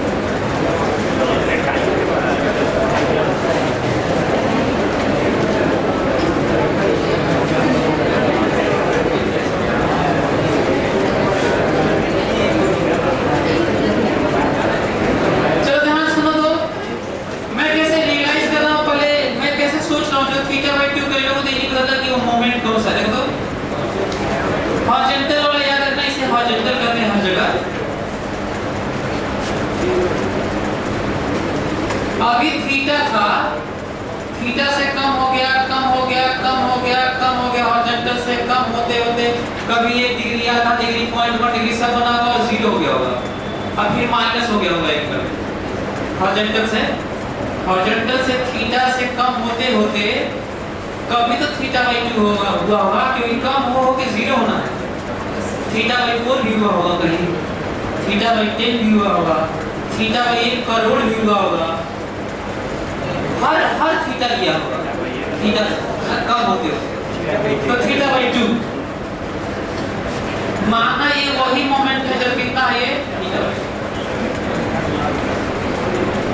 मैं क्यों समझा रहा हूँ ऐसे, क्योंकि कई लोगों को ये भी नहीं पता चला था करे क्या वो थीटा बाई 2 है कहाँ, तो रियलाइज करवाया कि थीटा से कम होके 0 हुआ था जब, तो कहीं तो थीटा बाई आधा हुआ होगा यार, सोचोगे तो लगेगा यहाँ सही। दूसरा, अब मेरे दिमाग में है कि क्योंकि ये टेंजेंट है, फोकस कर तो मेरी बात पे, क्योंकि टेंजेंट है तो नॉर्मल जरूर सेंटर से पास कर रहा होगा, और क्यों सेंटर से पास कर रहा होगा तो इसके लिए हम ये सोचेंगे, ध्यान से सुनो, फोकस करो मेरी बात। मैं ये कह रहा हूं कि इस मोमेंट पर यदि टेंजेंट ये है तो इसको परपेंडिकुलर लाइन खींचोगे तो कहां से पास कर रहा होगा, सेंटर से, और माना कि इसका रेडियस ऑफ कर्वेचर, इससे बड़ा बनाया हूं देख लो, माना कि इसका रेडियस ऑफ कर्वेचर r1 है, कितना है r1, निकालना है r1, अभी भी NLM है, जल्दी से फिर से आधा मिनट और टाइम दो इतना बनाने के बाद, क्योंकि आप जो करेंगे उससे आपका अच्छा होगा। मैं तो निकाल ही दूंगा रिजल्ट, तो फिर मेरे में और अदर टीचर्स में क्या अंतर है, जल्दी करो।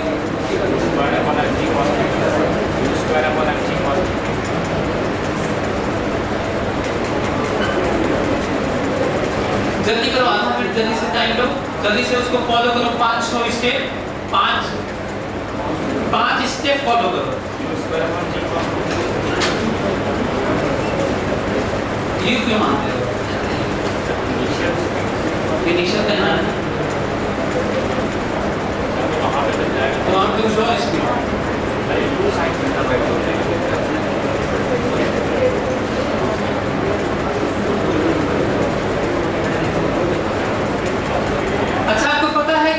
इस क्वेश्चन को करते करते प्रोजेक्टाइल मोशन का एक बहुत बढ़िया क्वेश्चन हो जाएगा, देखिएगा इस मोमेंट पर। उस मोमेंट तो उतना अच्छा नहीं था, तो जरा देखो तो बात मत करो, ये देखो ये देखो, पहले तो यहाँ पे मजबूरी में हमको भी मानना पड़ रहा है क्योंकि मालूम नहीं है, पॉइंट है भी मालूम नहीं है तो भी माना हो, हालांकि भी के टर्म में नहीं बताने, बस माना हो, रखना पड़ेगा। एक तो ये पॉइंट है। दूसरा, फ्री बॉडी डायग्राम बनाता हूं, नीचे और बस, क्योंकि हवा में है ना यार, कांटेक्ट थोड़ी है कि नॉर्मल या रस्सी थोड़ी की टेंशन से लगाओगे, एमजी और खत्म, फ्री बॉडी डायग्राम खत्म।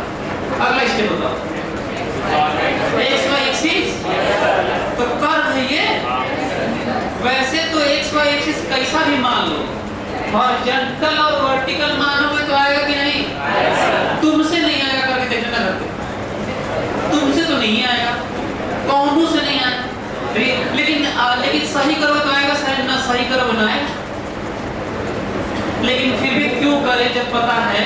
वैसे तुम लोग साइंटिफिक टेम्परामेंट के नाम पे और क्रॉस चेक के नाम पे कि कोई भी एक्सिस हमेशा सही होता है, इसके लिए आप कर सकते हैं, करते ट्राई करिएगा, देखते हैं कि कितने लोग ट्राई करके आते हैं, लेकिन आसान वो नहीं है, गलत तो नहीं है लेकिन आसान नहीं। आसान कौन सा है, टेंजेंशियल और रेडियल। ये देखिए टेंजेंशियल, ये रहा टेंजेंशियल और ये रहा रेडियल। अगला स्टेप बताओ, ये तो एक्स मान लिया, फोर्सेस रिजॉल्व करें, कृपया ध्यान से देखें, यदि ये थीटा बाई 2 है तो ये 90 है, तो ये थीटा बाई 2 है तो ये 90 माइनस थीटा बाई 2 है, अब फिर ये 90 है तो ये थीटा बाई 2 है। फिर से सुनो, ये थीटा बाई 2 है तो क्योंकि ये 90 है तो ये 90 माइनस थीटा बाई 2 है। अब क्योंकि ये भी 90 है तो ये 90 माइनस थीटा बाई 2 है, तो ये थीटा बाई 2। और यहाँ पूछना जरूरी था कि तोड़ोगे कैसे, तो जल्दी से बताओ इस, अच्छा mg को ही तोड़ना था, केवल यही एक फोर्स भी था, तो जल्दी से बताओ इधर की तरफ कितना mg cos थीटा बाई 2, और इधर बताओ mg, क्या ये तुम लोग समझ में आ रहा है? Interesting point. टेंडेंशियल वाले की कोई जरूरत नहीं है, लेकिन मैं कहा हूं कि हैबिट बनाओ अंडरस्टैंडिंग के लिए, फंडामेंटल के लिए, या सही में पूछा भी जा सकता है। वैसे ये अलग बात है किताबों में पूछा नहीं गया है, लेकिन मैं यदि कह दूं और बहुत एक क्वेश्चन पूछ लूं जो किताब में शायद कम ही पूछा गया होगा, अब पता नहीं हमको भी याद नहीं आ रहा कि मैं अपनी किताब में एक क्वेश्चन बनाया हूं कि नहीं। यदि मैं कहूं कि what is rate of decreasing speed at this moment, rate of decreasing speed, ये प्रोजेक्टाइल मोशन में नहीं आएगा, बताएं, बता देते हैं। टेंजेंशियल ही रिस्पांसिबल होता है स्पीड बदलने के लिए, रेडियल का काम तो मोड़ना है, तो टेंजेंशियल लिखना। जल्दी से टेंजेंशियल फोर्स बताओ। mg sin थीटा बाय 2 बराबर m at, मन करता है x भी लिख लो,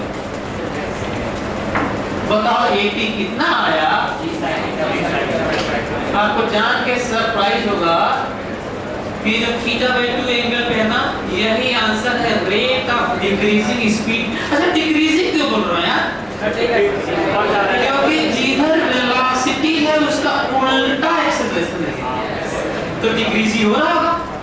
तो वेलोसिटी का उल्टा और वेलोसिटी की तरफ वाला ही टेंजेंशियल होता है, और वही रिस्पांसिबल होता है वेलोसिटी का मैग्नीट्यूड अर्थात स्पीड बदलने के लिए। परपेंडिकुलर वाले का काम क्या होता है? डायरेक्शन। तो दूसरा वाला लिखे, दूसरा वाला तुम लिखो 10 सेकंड लिखो, दूसरा वाला तुम लिखो 10 सेकंड में, दूसरा वाला लिखो सेंट्रीपिटल वाला, सेंट्रीपिटल वाला, दूसरा वाला सेंट्रीपिटल वाला या रेडियल वाला या नॉर्मल वाला, तीनों एक ही बात है। जल्दी लिखो, देखो तुम कुछ लिख पा रहे कि नहीं सही से।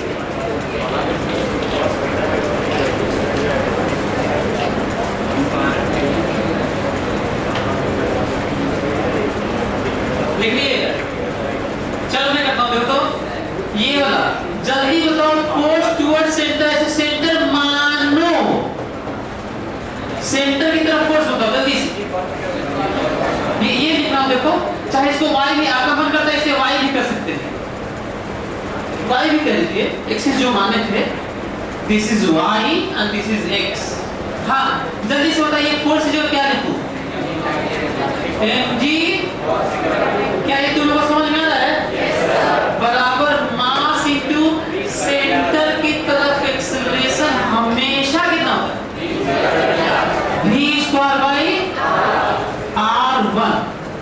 r1 निकालना है, लेकिन आ नहीं पाएगा अभी, जानते हो क्यों? क्योंकि जो v अपने से माने हो ना, ये दिया तो है नहीं, पढ़ो तो भी दिया था वहां पे, थीटा बाई 2 जरूर दिया था, पढ़ो थीटा बाई 2 दिया, भी नहीं दिया, कैसे आएगा?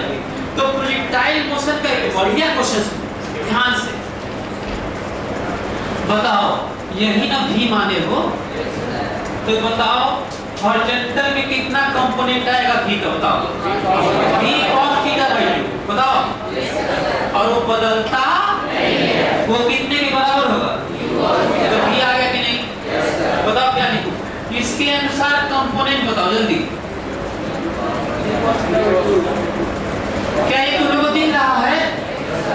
इसका हॉरिजॉन्टल कंपोनेंट बताओ, ये तो नेट है ना यार, ये नेट है, तो हॉरिजॉन्टल कंपोनेंट बताओ। और ये बदलता क्यों नहीं बदलता है यार? क्योंकि हॉरिजॉन्टल में एक्सेलरेशन नहीं होता ना, तो बराबर कितना लिखूं बताओ? क्या ये समझ नहीं? थीटा बाई 2 नहीं, थीटा बताओ v आया कि नहीं, कितना आया?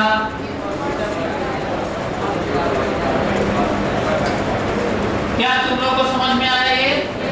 तो क्या v यहाँ पे रखते हो तो r1 आया कि नहीं? जल्दी जल्दी करो। सोचो कितना बढ़िया क्वेश्चन था प्रोजेक्टाइल। अच्छा हाँ, प्रोजेक्टाइल मोशन का ये अच्छा क्वेश्चन है। ये बता, यदि कोई कहे कि u स्पीड से थीटा एंगल पर फेंक दिया गया, थीटा एंगल पर, तो जब आधा एंगल होगा तो स्पीड बताइए। आंसर जानते हो क्या है? ये प्रोजेक्टाइल मोशन का बढ़िया क्वेश्चन है। सर फार्मूला भी था प्रोजेक्टाइल। कुछ चीज का फार्मूला ही बनाओगे? देखिए सर, एक अलग फार्मूला होता है इसका। सभी से पता है मुझे। हाँ तो हर चीज का फार्मूला, हर चीज का रिजल्ट का फार्मूला तो है। नहीं ये सर थीटा बाय 2 के लिए नहीं, फॉर एवरी अल्फा के लिए ना। हाँ ठीक है, तो अल्फा लग रहा है cos alpha, v cos alpha बराबर u cos थीटा। हाँ तो r1 आया क्या? अरे v रखे होगे ना? What is value of r1? जल्दी बताओ।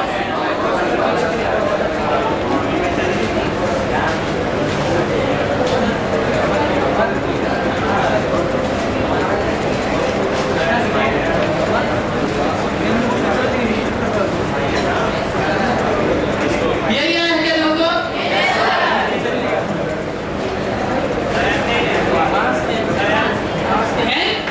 कैंसिल हो गया ना? अरे यहाँ पे तो है। पकड़ में आया? हैं?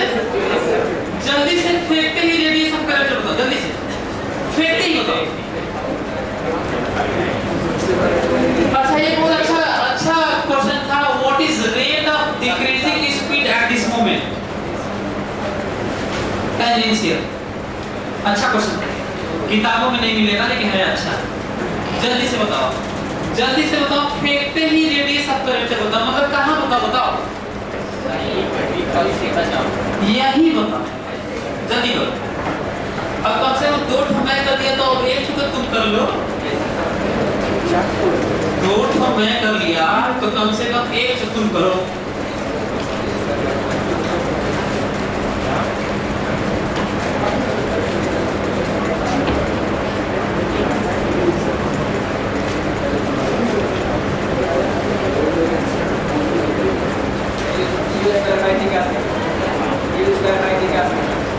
u square by g cos theta, ठीक है? सही है।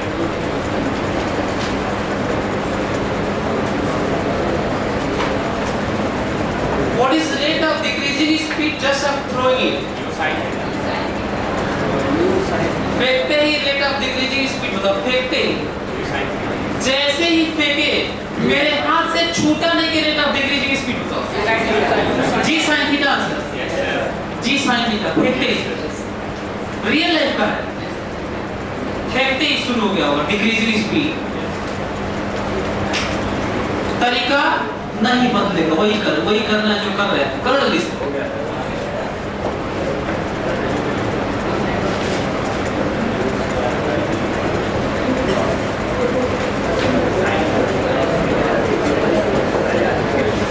जरा देखो तो, इधर देखो, मेरे दिमाग में ऐसे देखो, ऐसे फ्री बॉडी डायग्राम। फेंकते ही फ्री बॉडी डायग्राम, नीचे mg और मेरे लिए रेडियस ऑफ कर्वेचर देखो इस समय।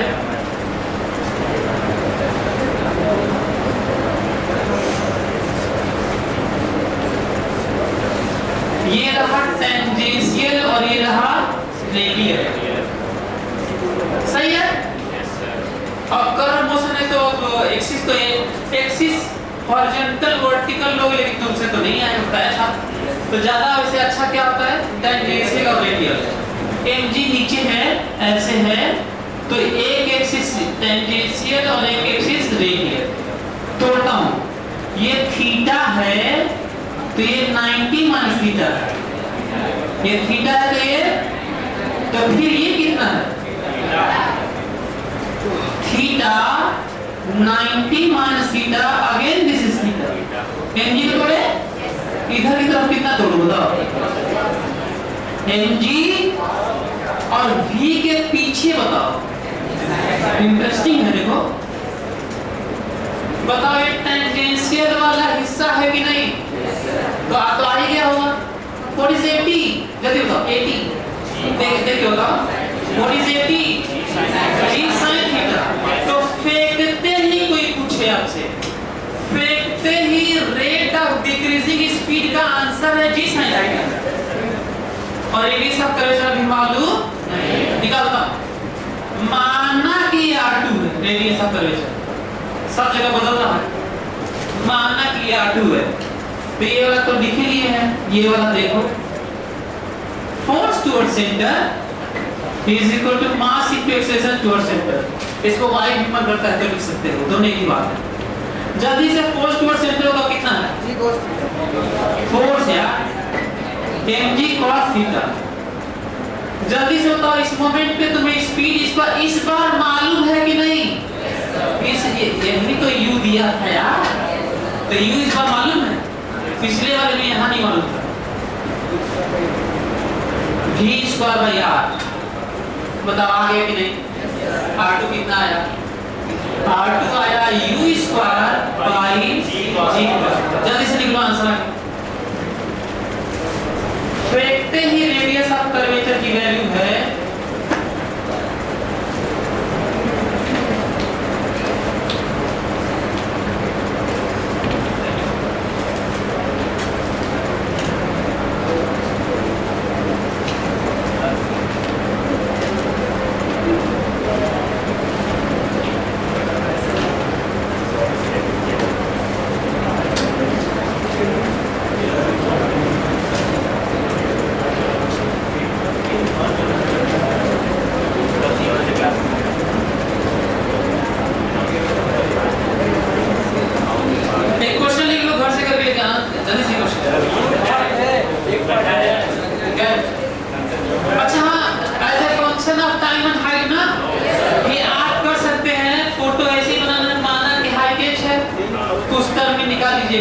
या टाइम t है तो t के टर्म में सब चीजें निकाले होगे, उसे निकाले ये फोटो तो सब यही बनेगा। v को केवल किस में रखना है? h के टर्म में और t के टर्म में। इसको v को तो v as a function of time निकाल लोगे ना। बताओ x वाला v हमेशा कितना रहेगा? u cos theta. और y वाला कितना होगा? u sin theta minus gt तो दोनों मिल गया। नेट मालूम अंदर v square plus v square ये वाला रख के निकाले। अब वो क्वेश्चन जो मैं फ्रेम किया था बहुत पहले बहुत इंटरेस्टिंग तरीके से, मैं आपको बस रियलाइज कर देता हूँ कि कैसे मैं सोच के बनाया हूँ। मैं कहता हूँ एक स्टोन को फेंका किसी मोमेंट पर, मोमेंट दे रहा हूँ मैं आपको, किसी मोमेंट पर उसकी स्पीड 10 मीटर पर सेकेंड है स्टोन की, और डिक्रीज होने का रेट स्पीड ही वही 10 डिक्रीज होने का जो रेट है वो 6 कितना है? तो उस समय रेडियस ऑफ कर्वेचर बताना है। क्वेश्चन समझ में आया? लिखो क्वेश्चन, लिखो इसको। A stone is thrown